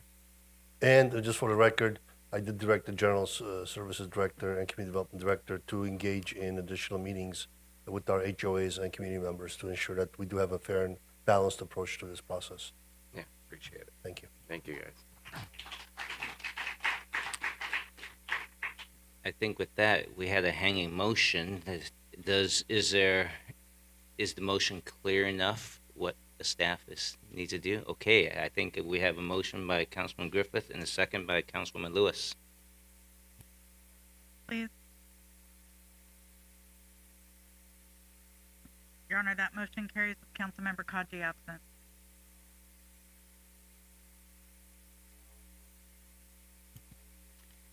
Thank you. We're now moving on to item 9C from Community Development Department. Is there a staff presentation? Yes. Good evening, Your Honorable Mayor, members of the City Council, Michelle Ramirez, Community Development Director. The item before your honorable body is a request to adopt a resolution of intent to conduct a public hearing on February 28, 2023 for the consideration of a new petroleum products pipeline franchise agreement with Phillips 66 Company. This franchise agreement would cover multiple pipelines that run through the city of Torrance and would replace franchise ordinance number 3752, which has been on holdover since November 24, 2021. The application to extend the franchise ordinance was submitted on November 5, 2021. However, upon staff's review of the ordinance, it was determined that a new ordinance would be required to correct discrepancies in the annual adjustment rate and to update the franchise corporate information. Staff has been in negotiations with Phillips since the middle of the request. Typically, negotiations take approximately 3 months to complete, which is why all agreements include a clause that with any extension must be submitted 90 days prior to the expiration date. In the case of negotiations with Phillips 66, not only was the request for the extension submitted just prior to the expiration of the ordinance, there was the added issue of an internal reorganization happening within the company, as the staff person who normally handled the negotiations for Phillips 66 was retiring.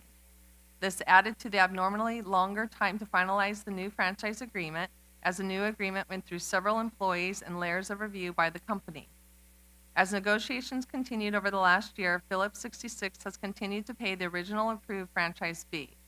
Additionally, if the new franchise agreement is approved, Phillips 66 will be paying the difference between the two agreements retroactively back to the expiration date of November 21st, 2021.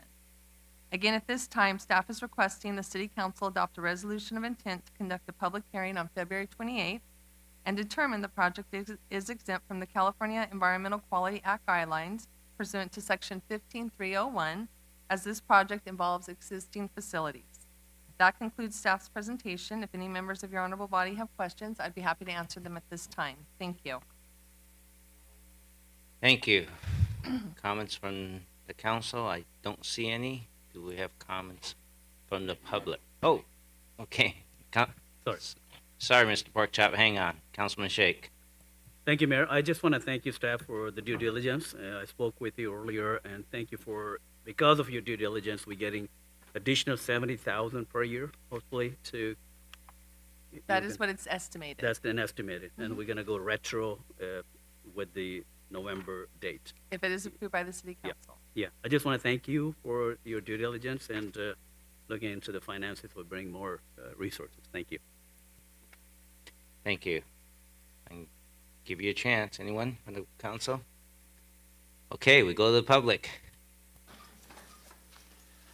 All right, this is Andy Porchop. I just would like to say that be friendly with the oil companies because pretty soon these electric vehicles gonna use so much electricity. You have to cook our food on a kerosene stove and heat our houses different ways.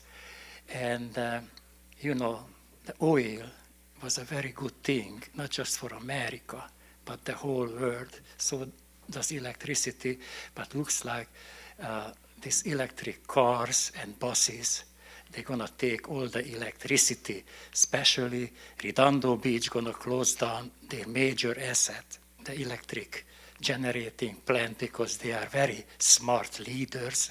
They want park, not electricity. But anyway, I vote yes for this one. Thank you. Anyone else on the public on this item? If not, oh, coming up. My name is Barbara Marriott, and I don't really know how to ask this question, but I hope the revenue is increased, and I hope that there is quality control over these pipelines because they do leak. And I'm very concerned about that, and I don't know what to do about it. So I'm asking you to protect our interests and our safety. And I believe there's another pipeline also that goes into the refineries that is water. And that water is polluted and it is put back into our ocean, I believe.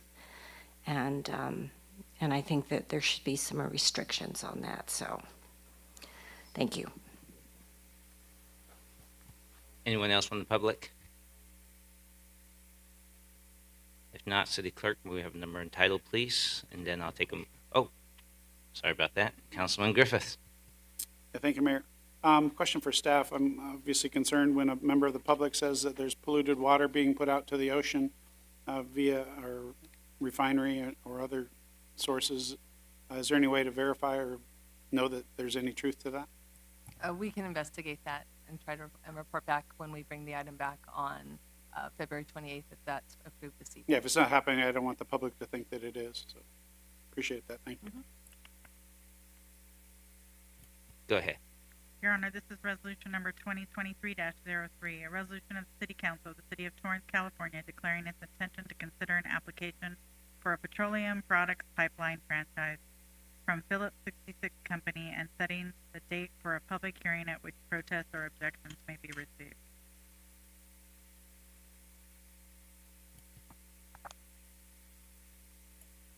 Motion to adopt resolution 2023-03. Second. Start voting, please. Your Honor, that motion carries with Councilmember Kaji absent.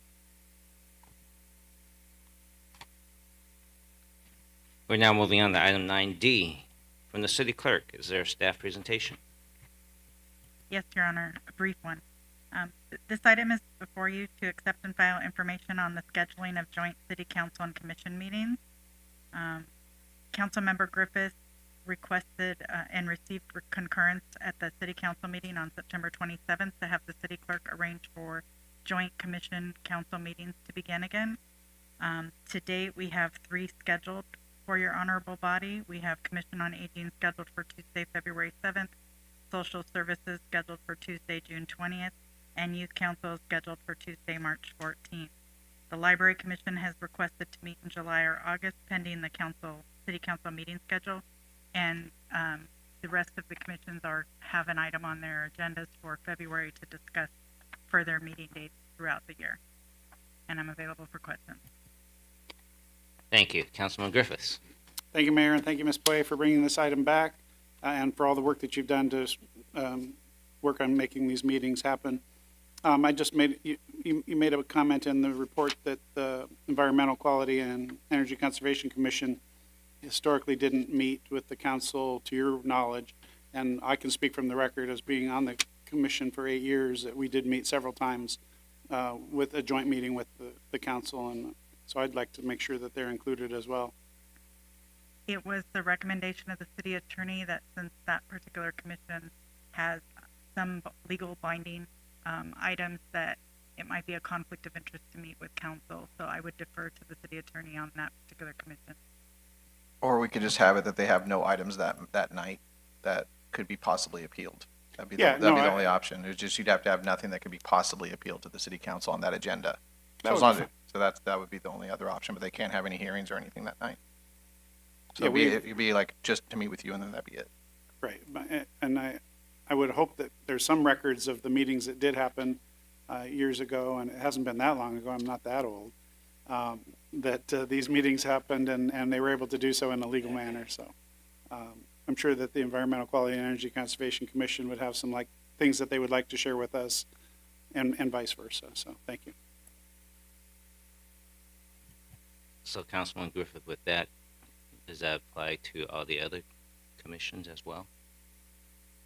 I can't speak to the Planning Commission or the Civil Service, to my knowledge. When I was on the Planning Commission, it never happened, and I've never been on Civil Service. I just want to double check because, they could have an agenda on a meeting one day that has, very similar to the situation. Okay. All right. I'm a glutton for punishment, right? All right. Any other items? No questions. Let's see. Go to the public then.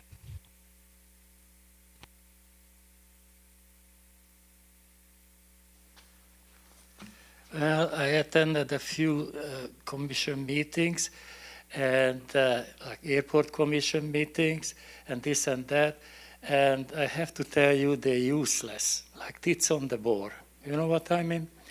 So my opinion is either way, either yes or no. But my mama told me, don't put all your eggs in one basket. You know what I mean?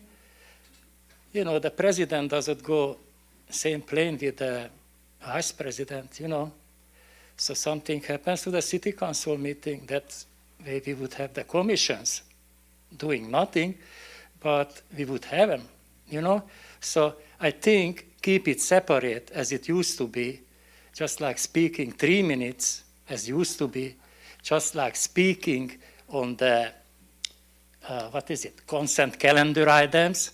That would be great. All this improvement, worthless. Thank you. I just want to make sure. I think what Councilman Griffith asked is that every once in a while we do a joint one, not as a continuous basis. So go ahead. It doesn't even have to be yearly. It's just giving the commissions the opportunity to meet with the council periodically in a joint session, I think is a very, very valuable asset that I think worked well in the past. And I was just asking for it to be brought back, and I appreciate the efforts to do that. Good evening, Mayor and City Council. Julie Dojeri. I am the Commission on Aging Chair, and I want to take this opportunity to thank the Council for agreeing to have a joint session. I think it's wonderful when Council can communicate with the commissions. It's a two-way street, and we, as a commission, feel that we are doing an invaluable service, especially on my commission, which is to be a spokesperson for our senior citizens. So I am looking forward to our meeting on February the 7th. We are meeting that morning, and then we get to have a meeting with you. So we are elated, and thank you for the opportunity. Thank you. I don't see anyone else, so I'll take a motion to accept and file the information on scheduling joint city council meetings and commission meetings. Move to accept and file. Second. Start voting, please.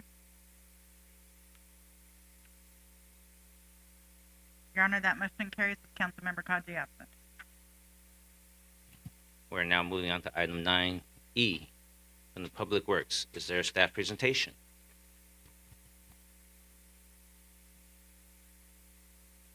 Hello, John Dettle, Public Works Department. This item is a recommendation to adopt two separate resolutions for funding of the Van Ness Avenue Water Wells and Transmission Main Project. The first resolution is adopting the 2017 updated Greater Los Angeles County Integrated Regional Water Management Plan. And it's required for us as an agency to adopt this plan in order to receive a $1.3 million grant. The other resolution is authorizing the Public Works Director to submit a grant application and sign required documents to secure grant funding, again, for the Van Ness Avenue Wellfield Project through the Urban Community Drought Relief Grant Program. And in that grant, we're applying for a $6 million grant, and I'm available to answer any questions. Thank you. Do we have any questions from the council?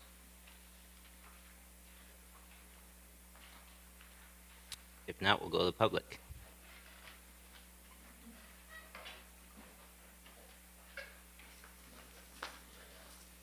Hi, this is Porchop again. I just want to be positive once in a while.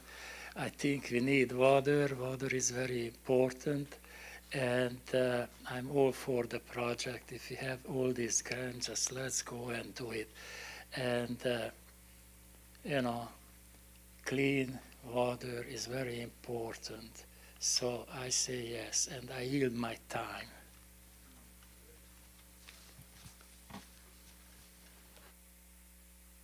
Anyone else? All for it. Thank you. Okay. I'll ask the city clerk for number and title. Your Honor, the first one is resolution number 2023-04. A resolution of the City Council of the City of Torrance, California, approving the adoption of the 2017 upgraded Greater Los Angeles County Region Integrated Regional Water Management Plan. The second resolution is resolution number 2023-05.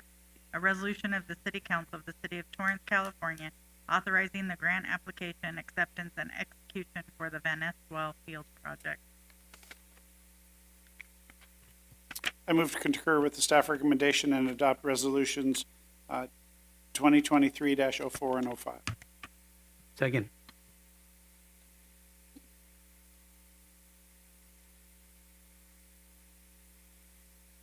Start voting, please.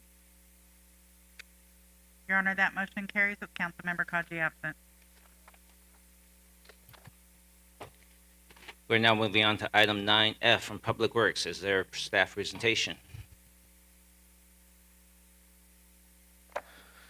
Good evening, Honorable Mayor and City Council. Shin Furukawa from Public Works.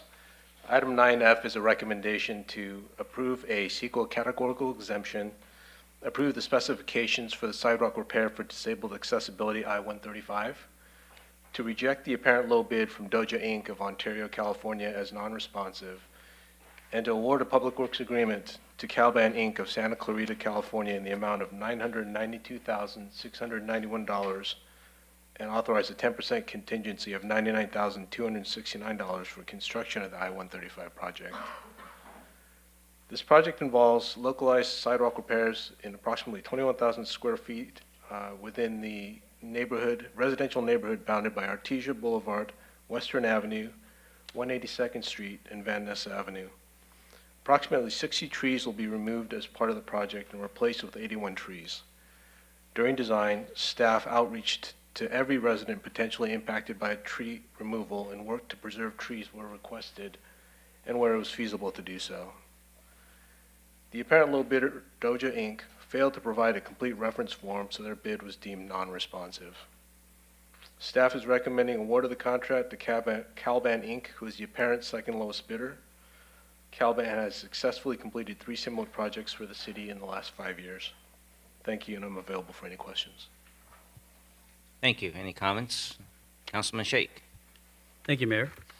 Thank you, Mr. Furukawa, for the presentation. I just have a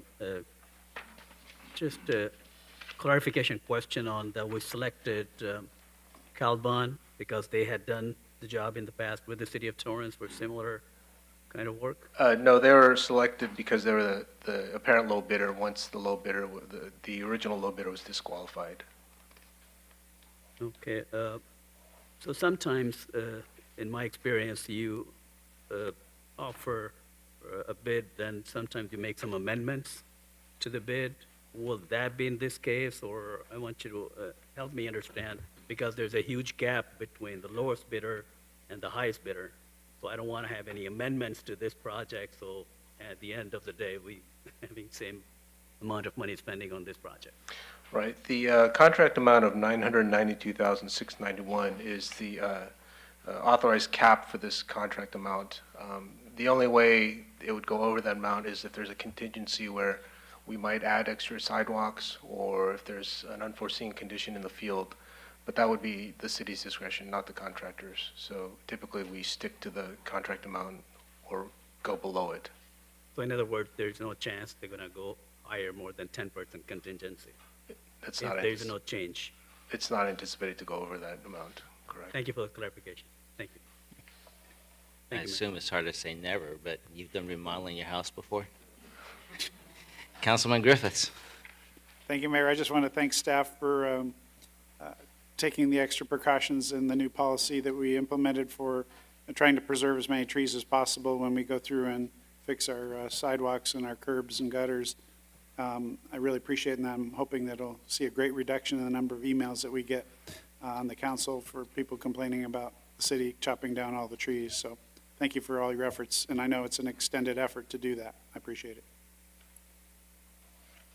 All right. I don't see any other council member clicking in. Do we have anyone from the public who wishes to speak? Yeah, you can look that way or that way. Hello, thank you for the opportunity to speak again. My name is Andy Porcha, double O nothing. I like that when taxpayers getting back their money in this form of grants, and you have to spend it, actually, what is it for? And I'm very happy to fixing the sidewalks and taking care of our streets and working on the streets. One thing, though, what I noticed that not too many Torrance companies get these jobs. Like at the fire station, I know that's a different subject. There is like 21 subcontractor, and none of them is from Torrance. So this is great, but maybe we should work on, getting some contract from the Torrance construction crews, Thank you very much. I yield my time. Anyone else from the public who wish to speak? If not, I'll take a motion to concur with recommendation of Public Works. Just remember there are 4 items they're asking for concurrence. Move to concur with the staff recommendation, all 4 items. Second. Start voting, please. Your Honor, that motion carried with Councilmember Kaji absent. We're now moving on to item 9G from the city manager. Is there a staff presentation? Good evening, Mayor and City Council. Jamie Lay, City Manager's Office. Item 9G is a recommendation of the City Manager that City Council approve a side letter agreement between Torrance Firefighters Association and management modifying 40-hour assignments. This item adds clarifying language for 40-hour assignments, and there's no new cost associated with this item. Staff is available for questions. Thank you. Any questions or comments from the council? Anyone from the public wish to speak?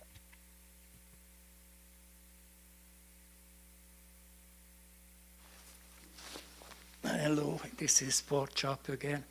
I did not see this item when I was reading, or I missed it when I was reading it online, but I would like to say that if you look up the chart of Transparent California, and you look up Torrance, all the highest paying jobs, for the firefighters and the police officers. So actually it's like 3 or 4 pages when nobody even comes in. Anyway, so, and also I don't understand this side letter agreements, constantly. Every meeting we have this side letter, agreements. So all these people making the most money in our city, they have to be always, bump up a little bit, just a little bit more benefits, a little bit.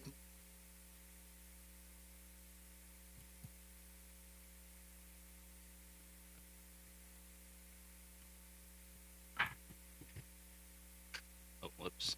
I thought we had another speaker. All right, let's bring this back back to the council. I'll take motion to concur the recommendation. Actually, do we need a number and title on this one? Making sure. No. Motion to approve the side letter agreement between Torrance Firefighters Association and management.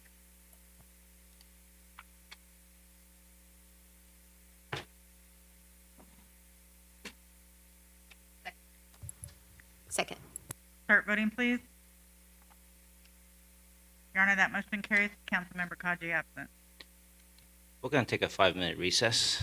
I think most of the people started, but I believe the council members here need a little break. 5 minutes, please.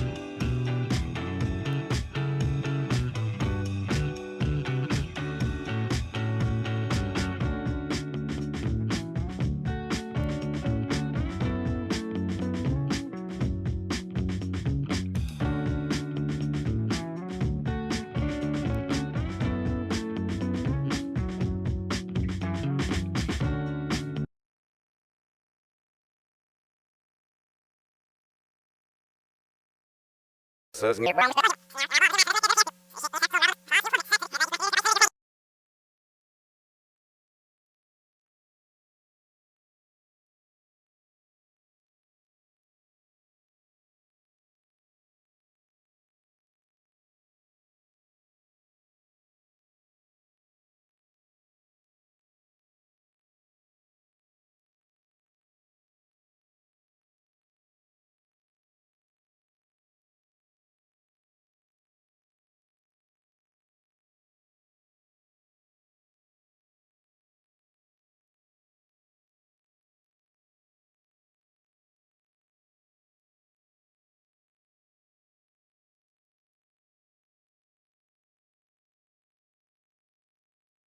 When you-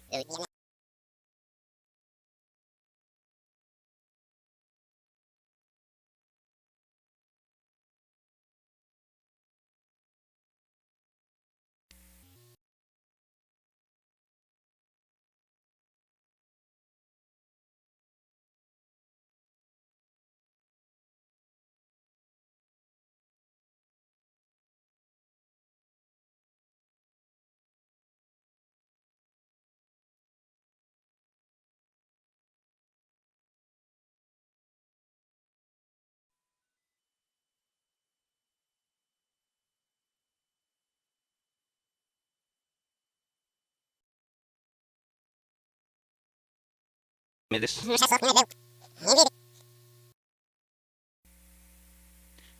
evening. We've been in closed session. City Manager, do you have any action?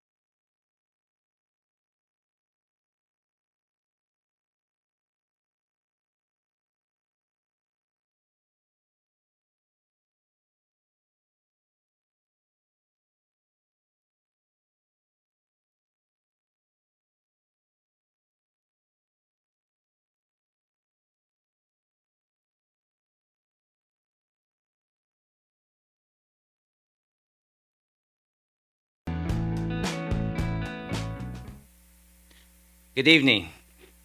We have been in closed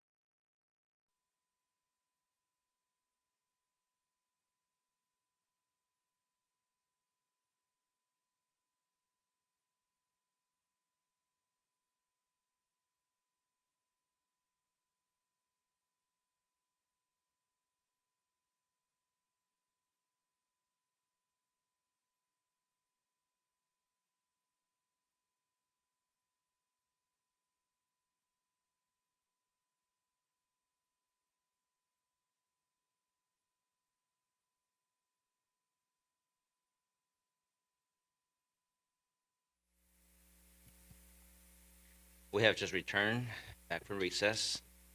And moving on to item 9H from the city manager. Is there a staff presentation?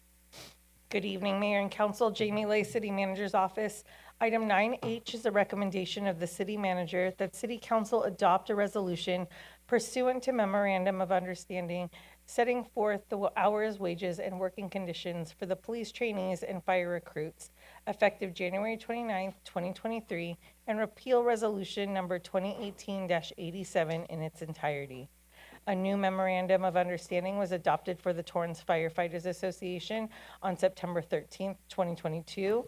Changes to the TFFA MOU included pay increases and updated health contributions. The adjustments made to the police trainee and fire recruit resolution reflect those changes. There is no cost associated with this item, as the cost impacts have already been represented under the police and fire MOUs. Staff is available for questions. Thank you. Do we have questions or comments from the council? I don't see any. Anyone from the public wish to speak?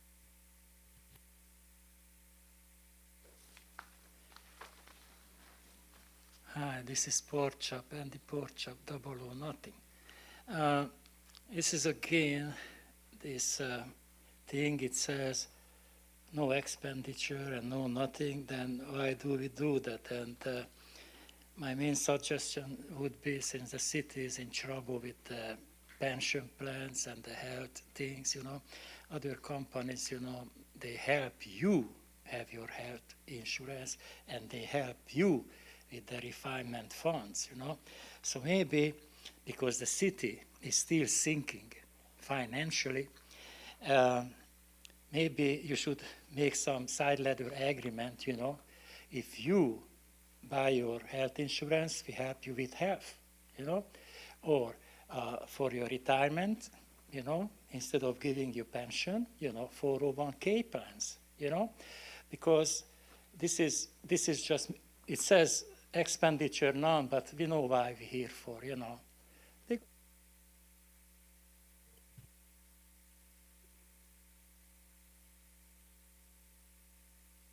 I don't see anyone else. City Clerk, may we have a number and title, please? And then I'll take a motion to concur with the recommendation of the City Manager to adopt resolution. Yes, Your Honor, this is resolution number 2023-06, resolution of the City Council of the City of Torrance, California, setting forth hours, wages, and working conditions for police trainees and fire recruits beginning January 29th, 2023, and repealing resolution number 2018-87.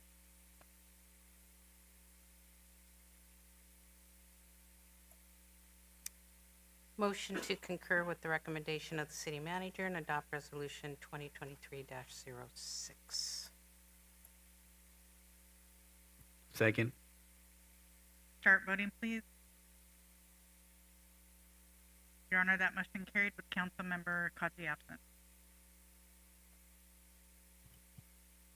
We're now moving on to item 9I from the City Manager. Is there a staff presentation? Jamie Lay, City Manager's Office. Item 9I is a recommendation of the City Manager that City Council adopt resolutions pursuant to the Memorandum of Understanding, amending 1, Resolution Number 2019-37 for crossing guard employees, modifying the compensation for crossing guard, and 2, Resolution Number 2019-36 for employees represented by Torrance Library Employees Association, modifying the compensation for library page and senior library page, and 3, Resolution Number 2018-90 for employees represented by Torrance Recreation Employees Organization, modifying the compensation for aquatics instructor, lifeguard, pool cashier, clerk, pool locker room attendant, and program leader. This item, with an expenditure of $92,944, modifies compensation to comply with the state and California minimum wage requirements for classifications affected by the minimum wage increase that became effective January 1 of this year. Staff is available for questions. Thank you. Do you have comments and questions from the council? I don't see any. Anyone from the public wish to speak?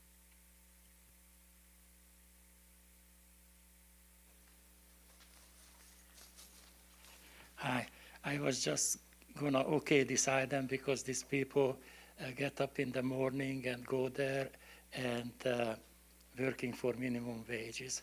And I saw them coming with buses, you know, imagine, you know, they're taking a bus, and one of them had to go down like from PCH to the elementary school, almost to Enza. So maybe if we give them the minimum wage, one day they can buy a car, you know, and come to work with a car. But anyhow, I'm for this one because, you know, you have to do it. I mean, you know, they have to be paid the minimum wage. So thank you very much. Anyone else from the public wish to speak? If not, City Clerk, may we have number and title, please? Yes, Your Honor. The first one is resolution number 2023-07, a resolution of the City Council of the City of Torrance, California, amending resolution number 2019-37, setting forth changes regarding hours, wages, and working conditions for crossing guards. The next is resolution number 2023-08, a resolution of the City Council of the City of Torrance, California, amending resolution number 2019-36, setting forth changes regarding hours, wages, and working conditions for Torrance Library Employees Association. And the last one is resolution number 2023-09, a resolution of the City Council of the City of Torrance, California, amending resolution number 2018-90, setting forth changes regarding hours, wages, and working conditions for Torrance Recurrent Recreation Employees Organization, Torreo. I concur with City Manager and make a motion to adopt Resolution 2023. Start voting, please. Your Honor, that motion carries with Councilmember Kaji absent. Thank you. We are moving on to item 9J from Finance. Is there a presentation?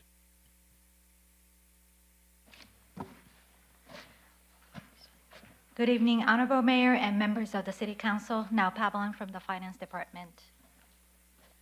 Item 9J is a recommendation of the Finance Director. The City Council accept and file the Annual Comprehensive Financial Report, ACFR, and report and communication with those charged with governance for fiscal year 2022.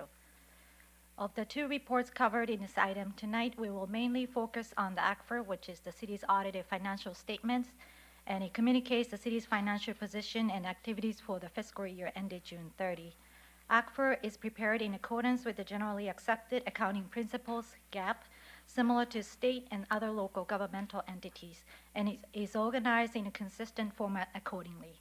ACFR is organized into three main sections: introductory, financial, and statistical sections. Financial section is the main part of the ACFR and includes the independent auditor's report, management's discussion and analysis, the city's basic financial statements, notes to the financial statements, and the required supplementary information. The city charter requires that financial statements are prepared by the city's finance staff and audited by independent certified public accountants annually. On June 22, 2021, your honorable body awarded a consulting services agreement to Vasquez & Company LLP, our current independent auditor, to provide external auditing services for the fiscal years ending 2021, 22, and 23. The auditor has performed the audit of the ACFR for the fiscal year ended 2022 and issued an unmodified audit opinion as of December 19, 2022, stating that the financial statements present fairly in all material respects in accordance with GAAP. In addition to receiving an unmodified audit opinion, the quality of the city's financial reporting is also measured by the Certificate of Achievement for Excellence in Financial Reporting, which is awarded by the Government Finance Officers Association of the United States and Canada. The city has been awarded this certificate annually since 1987 and was mostly awarded for the fiscal year ended 2021. Staff believes the ACFR for fiscal year 2022 continues to meet the certificate's requirements, which is currently pending. In addition to the ACFR, the auditor issued the report on communication with those charged with governance. This report communicates the scope of audit procedures performed, significant audit matters and findings, and other matters not communicated in the audited financial statements. This report is included as Attachment B. Tonight, we are joined by our auditor, Ms. Christy Canieta, partner from Vasquez & Company, who will be presenting the summary of audit results and key financial highlights. Now I'd like to turn it over to Ms. Canieta. Good evening, Mayor, City Council members, and City staff. My name is Christy Cañeda. I'm from Vasquez and Company. I am the partner in charge of the engagement for the conduct of the audit of the June 30, 2022 financial statements of the city. And I'm here to present to you the results of our audit. Next slide, please. Very quick presentation. I'll make this very quick, going directly to the summary of audit results and the required communication. Next slide, please. The scope of the services, as now as mentioned, we audited the city's financial statements for the year ended June 30, 2022. The city spent over $750,000 in federal funds during the fiscal year and therefore is subject to single audit or audit of federal programs.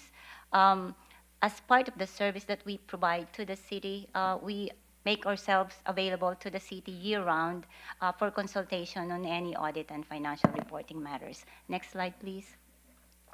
Before I proceed to the results of the audit, I would like to reiterate that the members of the team that conducted the audit this year are independent of the city, including the employees of the city and the city council members, and that the firm, Vasquez and Company, meets the independence requirements of the American Institute of Certified Public Accountants and the government auditing standards.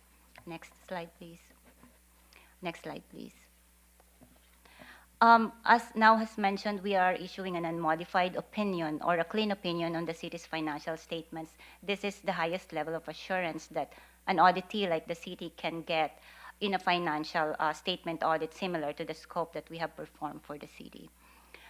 Next slide, please. As part of an audit performed in accordance with government auditing standards, we are also required to look at the city's internal control processes, do some testing, and express our opinion on whether there were significant deficiencies or material weaknesses noted during the audit process. And we would like to report to you that no material weaknesses and significant deficiencies were noted as part of that process. We also did not note any instances of non-compliance with rules and regulations or laws that we consider to be material to the city's financial statements. Next slide, please. For the single audit, as I've mentioned, the city spent over $750,000 in federal money and therefore is subject to single audit. We identified a couple of major federal programs that are subject to audit this fiscal year, which is the Section 8 Housing Choice Voucher Program, where the city spent $6.7 million, and the ARPA money that the city received during the last two fiscal years, which totaled to $24 million. Next slide, please. The total of those two major programs represent 77% of the total federal expenditures reported by the city of $40.1 million at the end of the fiscal year 2022. The single audit is not yet completed. We are still in the process of completing the field work, and we will report to you any findings or recommendations that we may have as soon as we complete the single audit. Next slide, please. There are certain financial highlights that we would like to mention. This information are in the city's annual comprehensive financial report or ACFR, but we would just like to mention that in here that the city's general fund balance increased during the fiscal year by $24.9 million from $32 million in 2021 to $56.9 million. Accordingly, the total budgetary fund balance actual during the fiscal year of $55.3 million was higher by $22.4 million as compared to the budgeted budgetary fund balance amount during the year. Also, the fund balance of the general fund is classified into non-spendable, restricted, and unrestricted. The unrestricted fund balance of the general fund as of the end of the fiscal year represent 2.9 months of average general fund expenditure, which is higher than the recommended GFOA level of unrestricted fund balance. And that's a good thing. This is actually the first year that the city passed the two minimum requirements by GFOA during the last 5 years. Next slide, please. Next slide, please. I will go directly to how we compare the total fund balance of the city during the last 3 years. And you can see there that in 2020, from a total of 10.8 million, it increased to 31.9 million, I'm sorry.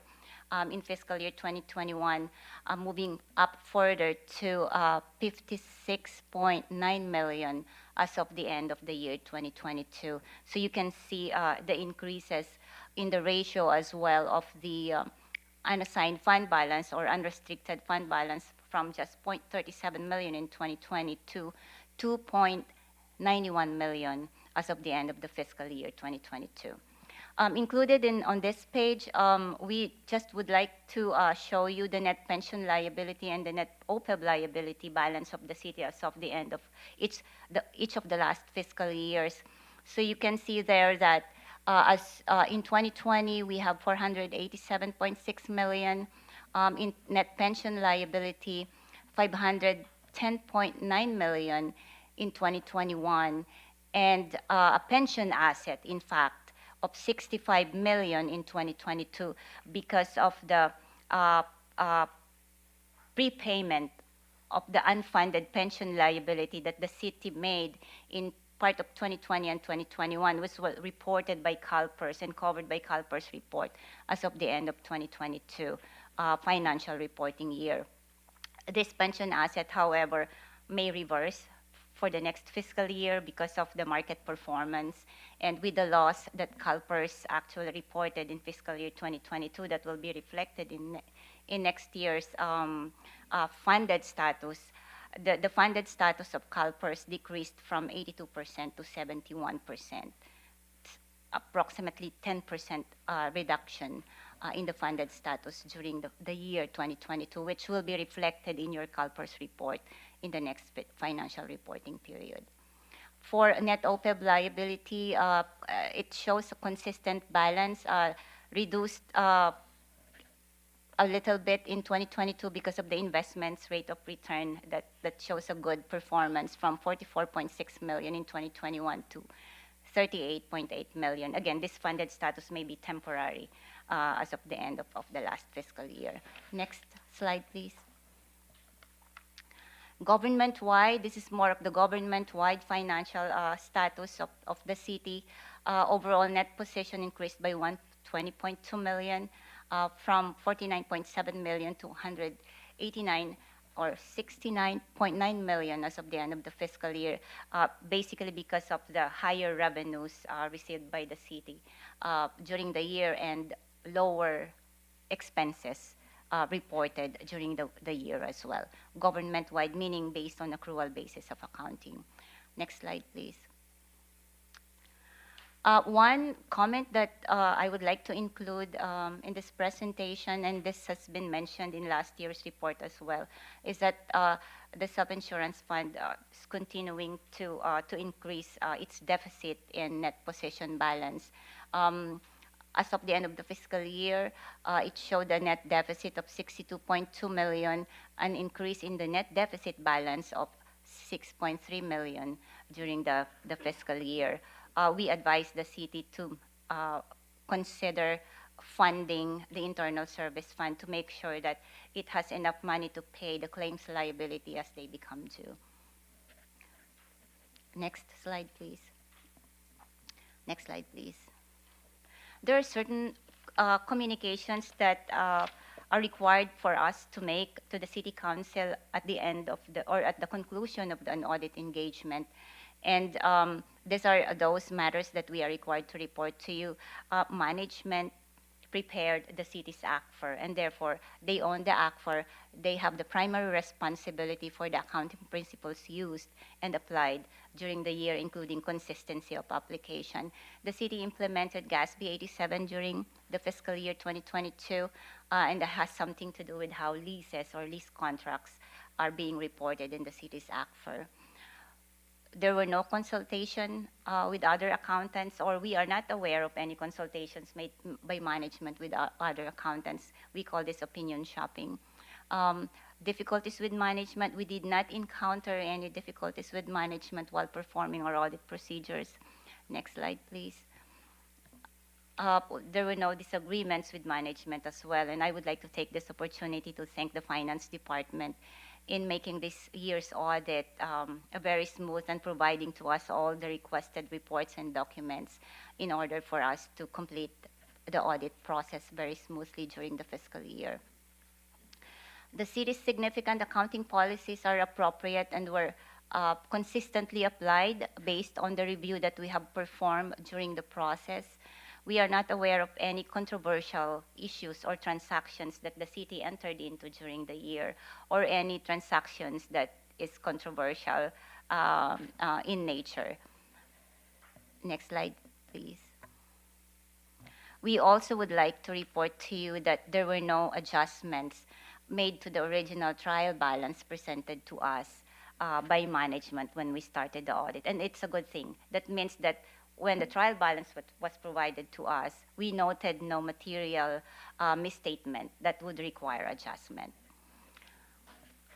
We also not aware of any conditions of retention for us as the city's independent auditor, and this is very important because we have to remain independent of the city, as mentioned earlier. Next slide, please.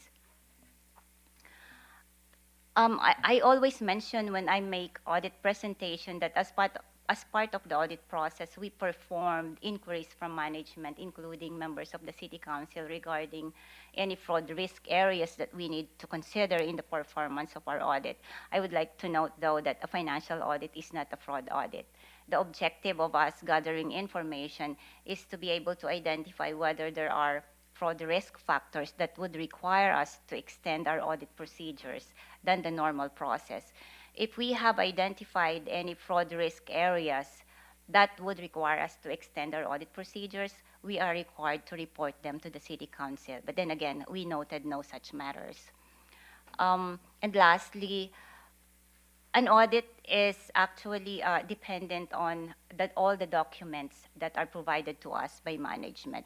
And it is for that reason that the city management is required to sign a management representation letter telling us that all the documents, reports that were provided to us are true and verifiable. Next slide, please. And that's the last item in my presentation. If you have any question, I would be happy to respond to any question you may have. Thank you very much. Does staff any other staff comments before I go to the council? Thank you, Ms. Caniera. So the staff requests the City Council to accept and file the annual comprehensive report and report in communication with those charged with governance for fiscal year 2022. Staff and Ms. Caniera are available for any questions you may have. Thank you. Great, thank you. Looks like Councilman Sheikh has clicked in. Councilman Sheikh. Thank you, Mayor. Thank you for the presentation. I just have a couple questions. On page 6 of the presentation,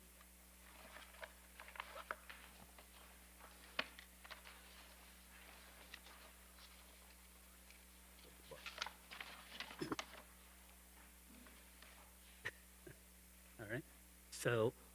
So here we are talking about no material weaknesses and significant deficiencies. So what's the threshold for your materiality? I don't think that's a dollar threshold, but would you like to add?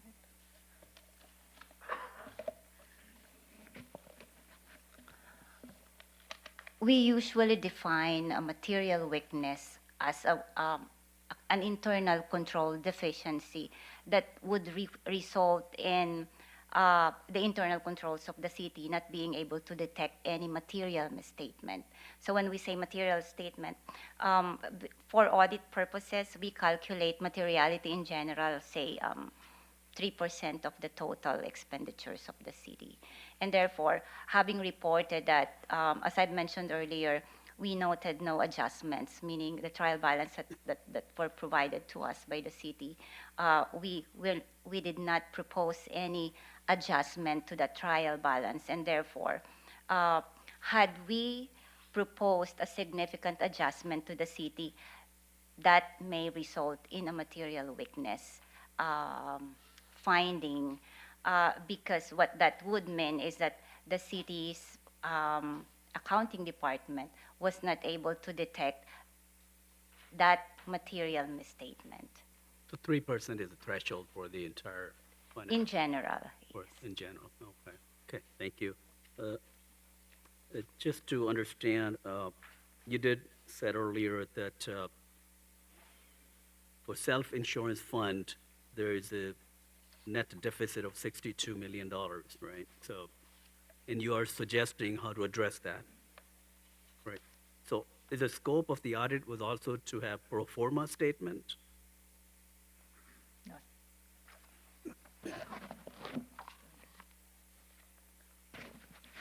I'm sorry, Councilmember Sheikh.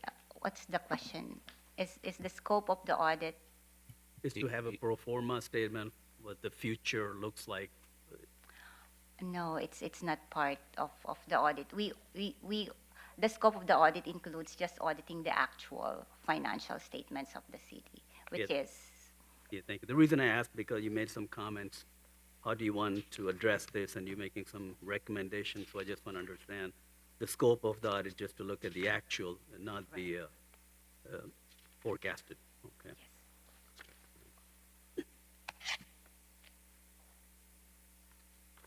Thank you so much. Thank you, Mayor. Anyone else from the council? I don't see any, then I guess it's my turn. Yeah, I'll get to James after me. So, first of all, thank you for a report. I think,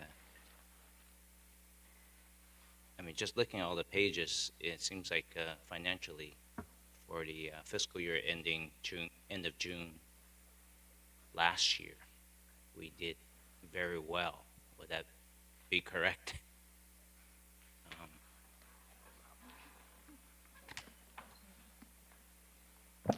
Ian Daly with Finance. I mean, the auditors their main focus is accuracy of the numbers. I think from our perspective as staff, we've been able to put the city on a positive path, right? Adding to fund balance, getting back above that GFOA minimum 2 months for unrestricted fund balance. So from sort of a staff perspective and the trajectory and the planning forward, I think we're on a positive path. The auditors are really more on a accuracy perspective. Right. I mean, the numbers are here. That's why I asked the question, because so the audit could be accurate, but the financial health could not necessarily be good. Is that correct? And because, you know, I mean, a few years back we had, you know, our fund balance or reserves of 500-ish K. You know, one makes you think, I assume we had a good audit that year as well. Would that be correct? Yes, good evening, Mayor and Council. This is Sheila Passan with Finance. As Assistant Finance Director Daly had mentioned, the primary role of the auditors is to confirm a general material accuracy of the numbers as of June 30, 2022, but not to opine on, as Councilman Sheikh had asked, on our forecasts, our future, and the current financial health.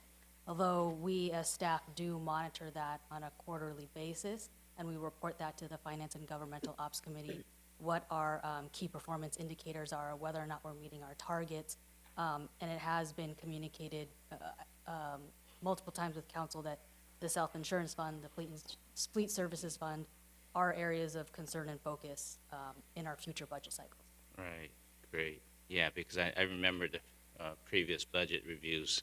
I think you know, our goal was roughly 2 months of reserves, and I think I recall we were moving in the right direction, and this looks like 2.9 months at the end of June. Seems like, well, I would say, quote unquote, we overachieved, which is good in this case.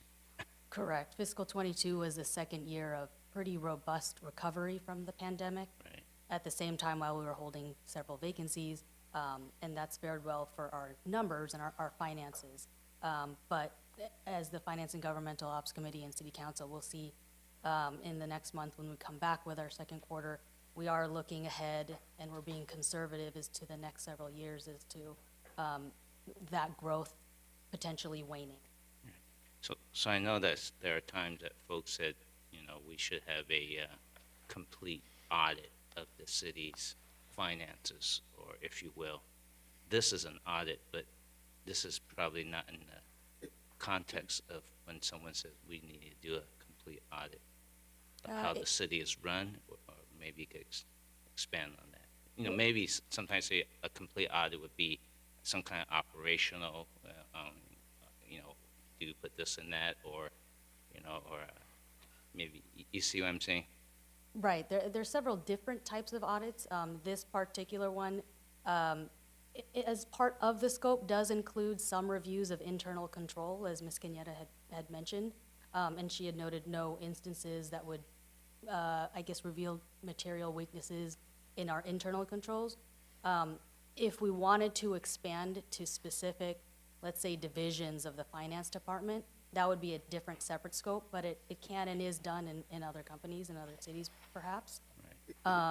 Then there is, I guess, what we could consider a performance audit of operations. So, for example, our internal audit team here had done a performance audit of the fleet operations. So they were out there for a couple months, interviewed staff, got an understanding of the start to finish process, and provided recommendations for improvement. So that would be more of a performance audit that our internal audit performs. And then, of course, there's the fiscal health. Again, I know staff does key performance indicators internal, but as we all know, the California State Auditor has also their dashboard, so we can consider that sort of an audit as well of our fiscal health. Sure, great. And even though, you know, there was one item I think Councilman Shake kind of picked up on, was that it looked like, you know, since we have a larger fund balance on page 13, I believe, with the larger fund balance, as we work the next fiscal budget, should we consider, since we sort of overachieved, quote unquote, do we put more money in the self-insurance fund? But that's an observation made by, but this is something we're doing the workup in the next, I assume, 5 months, All I'm 3 trying to months. say, Manager, Your Honor, it'll be part of our budget process. And as you remember, we did share with the anticipated new revenue coming from Measure SST. Staff is recommending a $5 million annual dedication to continue to build our reserves. That was a target to achieve. I think we'll achieve that sooner. And then we do have a policy decision. Do we want to continue that threshold? And then instead of fund balance, we can dedicate that annual increment of revenue towards paying down our fund balance, which may be one of the, you know, initial options for council to consider, which will then lessen the burden on annual pay-as-you-go for us to carry new obligations for our self-insurance.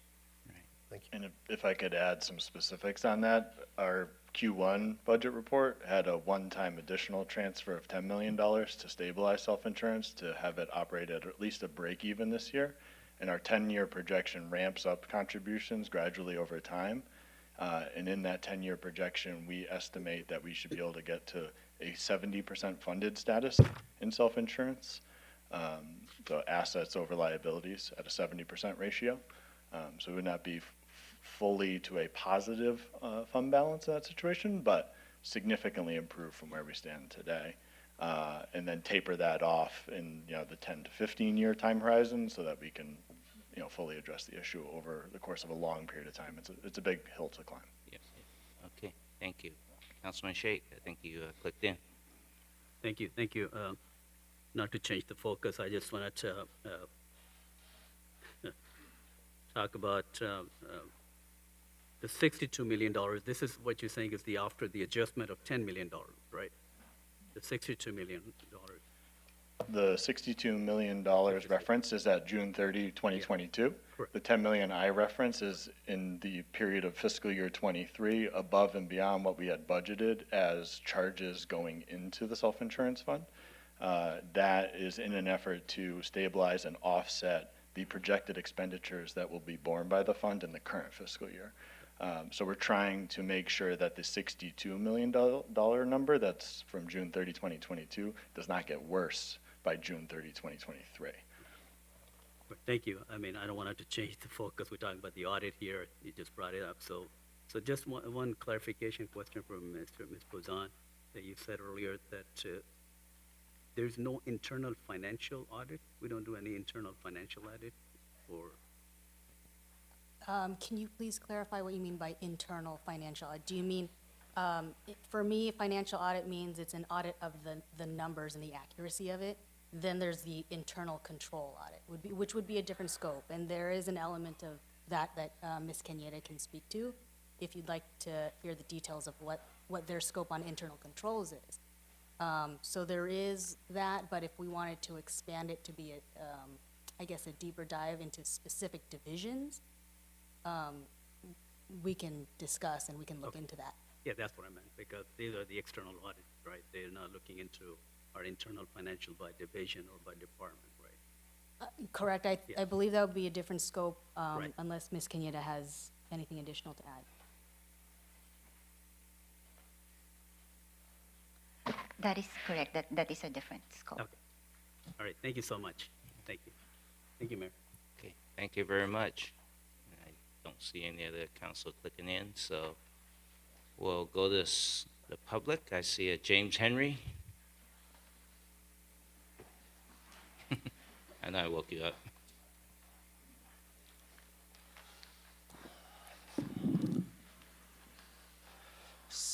Since some of us are playing fortune teller tonight, I have this question. Referring to page 5, paragraph 2 of this agenda item, what is the prognosis of the CalPERS unfunded actuarial, I can't pronounce the word, actuarially liability going forward? What is the prognosis of the CalPERS unfunded actual, I can't say the word. Actuarial. Thank you. Going forward. Fortune teller. I think the public makes comments. You don't ask questions, so. But They you know, can't answer my if the questions. staff wants.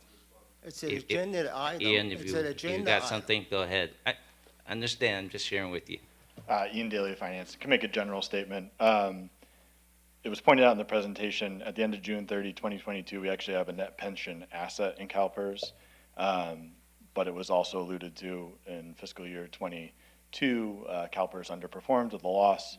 So that creates an unfunded liability immediately. That's going to start affecting our contributions in fiscal year 25, ramping up over 5 years, peaking at that point and carrying on till 2043 or so. So the outcome of FY22 is not positive compared to FY21, and we're planning for that in our 10-year projections. I don't have an exact number of what our UAL will be as a result of that 22 loss, though. But that's the general sentiment and direction at this point. Thank you. Understand. I was going to ask that question, but I decided not to. Because you know, at the end of June 2022, I was going to say punt. Never done. But anyone else from the public?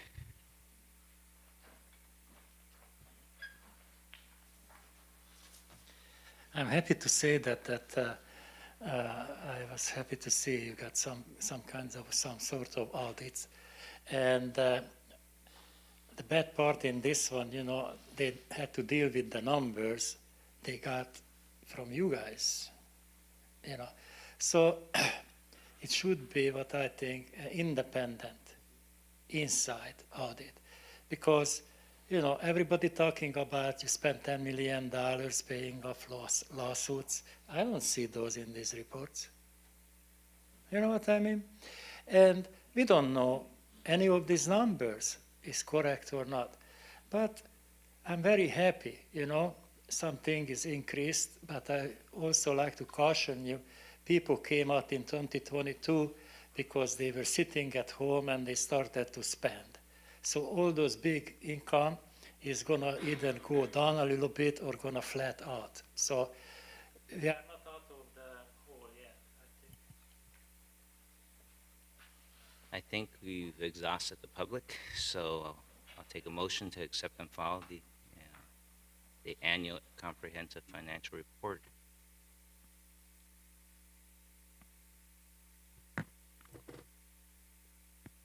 So moved. Second. Start voting, please.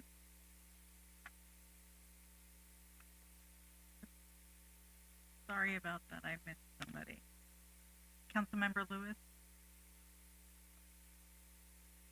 How would you like to vote? I can fix it. Yeah, thank you. Your Honor, that motion carried with Councilmember Kaji absent. Thank you. As a reminder, item 9K has been deferred. I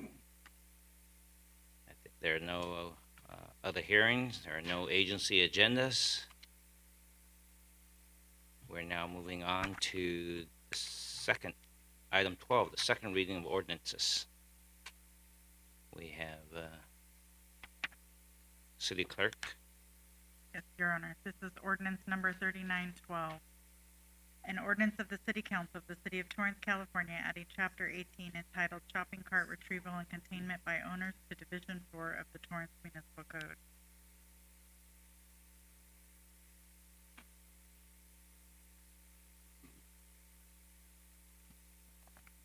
I think I have a motion on here.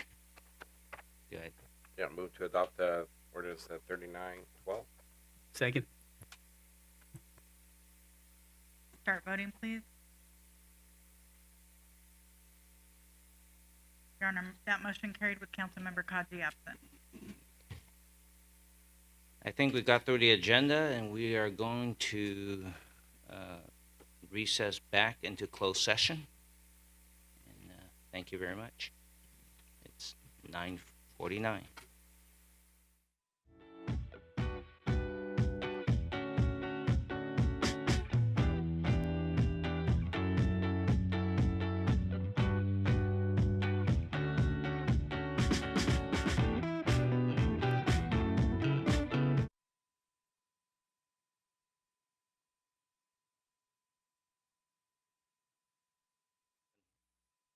Public. All right, thank you very much to giving an opportunity. In the previous thing, the second reading of ordinance, you forgot to ask if anybody from the public wants, unless you change the rules, and I don't know about it. Anyway, let's talk about the shopping cart ordinance. That was a very, very big thing, put more rules on the shopping carts. And like yesterday, I saw 2 shopping carts right on Hawthorne Boulevard, and nobody was bothering, So I think if the police just would stop a guy who using a shopping cart, because if I see it, the police might see it, and then take the shopping cart away. I think if somebody would steal my pickup truck, just what you saw, and then if it was stolen and the dude had his goods in it, that's still my pickup truck. So that's all, I guess. Thank you very much. And remember, All right, I don't want to catch you pushing one of those outside. We'll move on to council member. Oh, sorry, James. James Henry, February 28th, we're having a governmental review of the financial condition. I would like to have in the city clerk's office a copy of what's going to be presented during that meeting. Since last time it wasn't, I have always been proactive trying to get this done, and for some reason it doesn't happen. So this time I'd like to have some assurance that I have that in the city clerk's office so I can do my homework. And if you want public comment, I'd like to participate. Thank you. Thank you, sir. I think you two are the only ones, so I think I'm going to bring it back up to the council. Council Oro, starting out with Council Matucci. Good night, everyone. I have nothing. Councilman Shake. Nothing, Your Honor. Thanks. Councilman Griffiths. Yeah, I'll touch on things that we've already been dealing with in the media. That's been a really tragic week with all the shootings, and let's just pray that we can try to make something happen to decrease that from happening. Thank you. Thank you. Councilwoman Kalani. Thank you, Mayor. Just, I'll be silent in respect to all of the people that have been involved in just a terrible act of violence this week. Thank you. Good night. Councilwoman Lewis. Prayers to all involved in any type of violence this week. I do have a question for staff. Mr. LaRock, I think we asked, or Council Member Matucci asked about bringing forth an item to identify parks that could be dog-friendly. Should we expect that sometime soon, or are we researching it? Thank you, Councilmember Lewis. John LaRock, Community Services. As noted in our council oral tracking, we've gone to commission with that item, and we're expecting to return following a public comment meeting we're having in the parks, which we will notify you about for attendance. Fantastic. Thank you very much. Thank you. As we conclude this meeting tonight, even though we're going to go in closed session, I want to thank you for your active participation and interest in staying informed. Your involvement continues to help shape Torrance and keep us moving forward. I'd like to mention that there will be a candlelight vigil being held at the Monterey Park City Hall tomorrow. Actually, it was tonight. My bad. Tonight. I thought it was yesterday. To remember the victims of the mass shooting. The community is invited to join. I think this is it's past tense now. It was actually tonight at 6 p.m., so I think that's a typo here. So on behalf of the city of Torrance, we want to give our condolences to all the communities affected by City of Monterey Park or any other folks who were in attendance there. And if you or anyone else who needs help, whether it's mental health services, counseling, or just someone to talk to who may be going through a difficult time, you have choices by calling LA County at 800-854-7771. And once again, Chief Hart and TPD, thank you very much for your guys' work this past weekend and your continued work to keeping us safe. We all appreciate it, and we thank you all. With that, our next meeting will be Tuesday, February 7th, and we are now going back to closed session.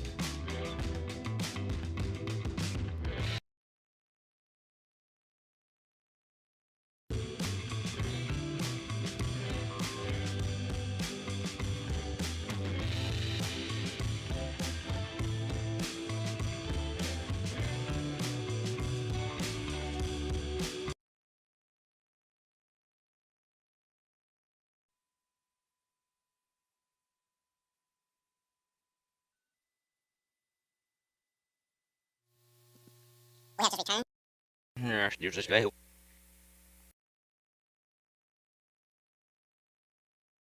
tomorrow. Actually, it was tonight. Tonight, my bad. Continued work.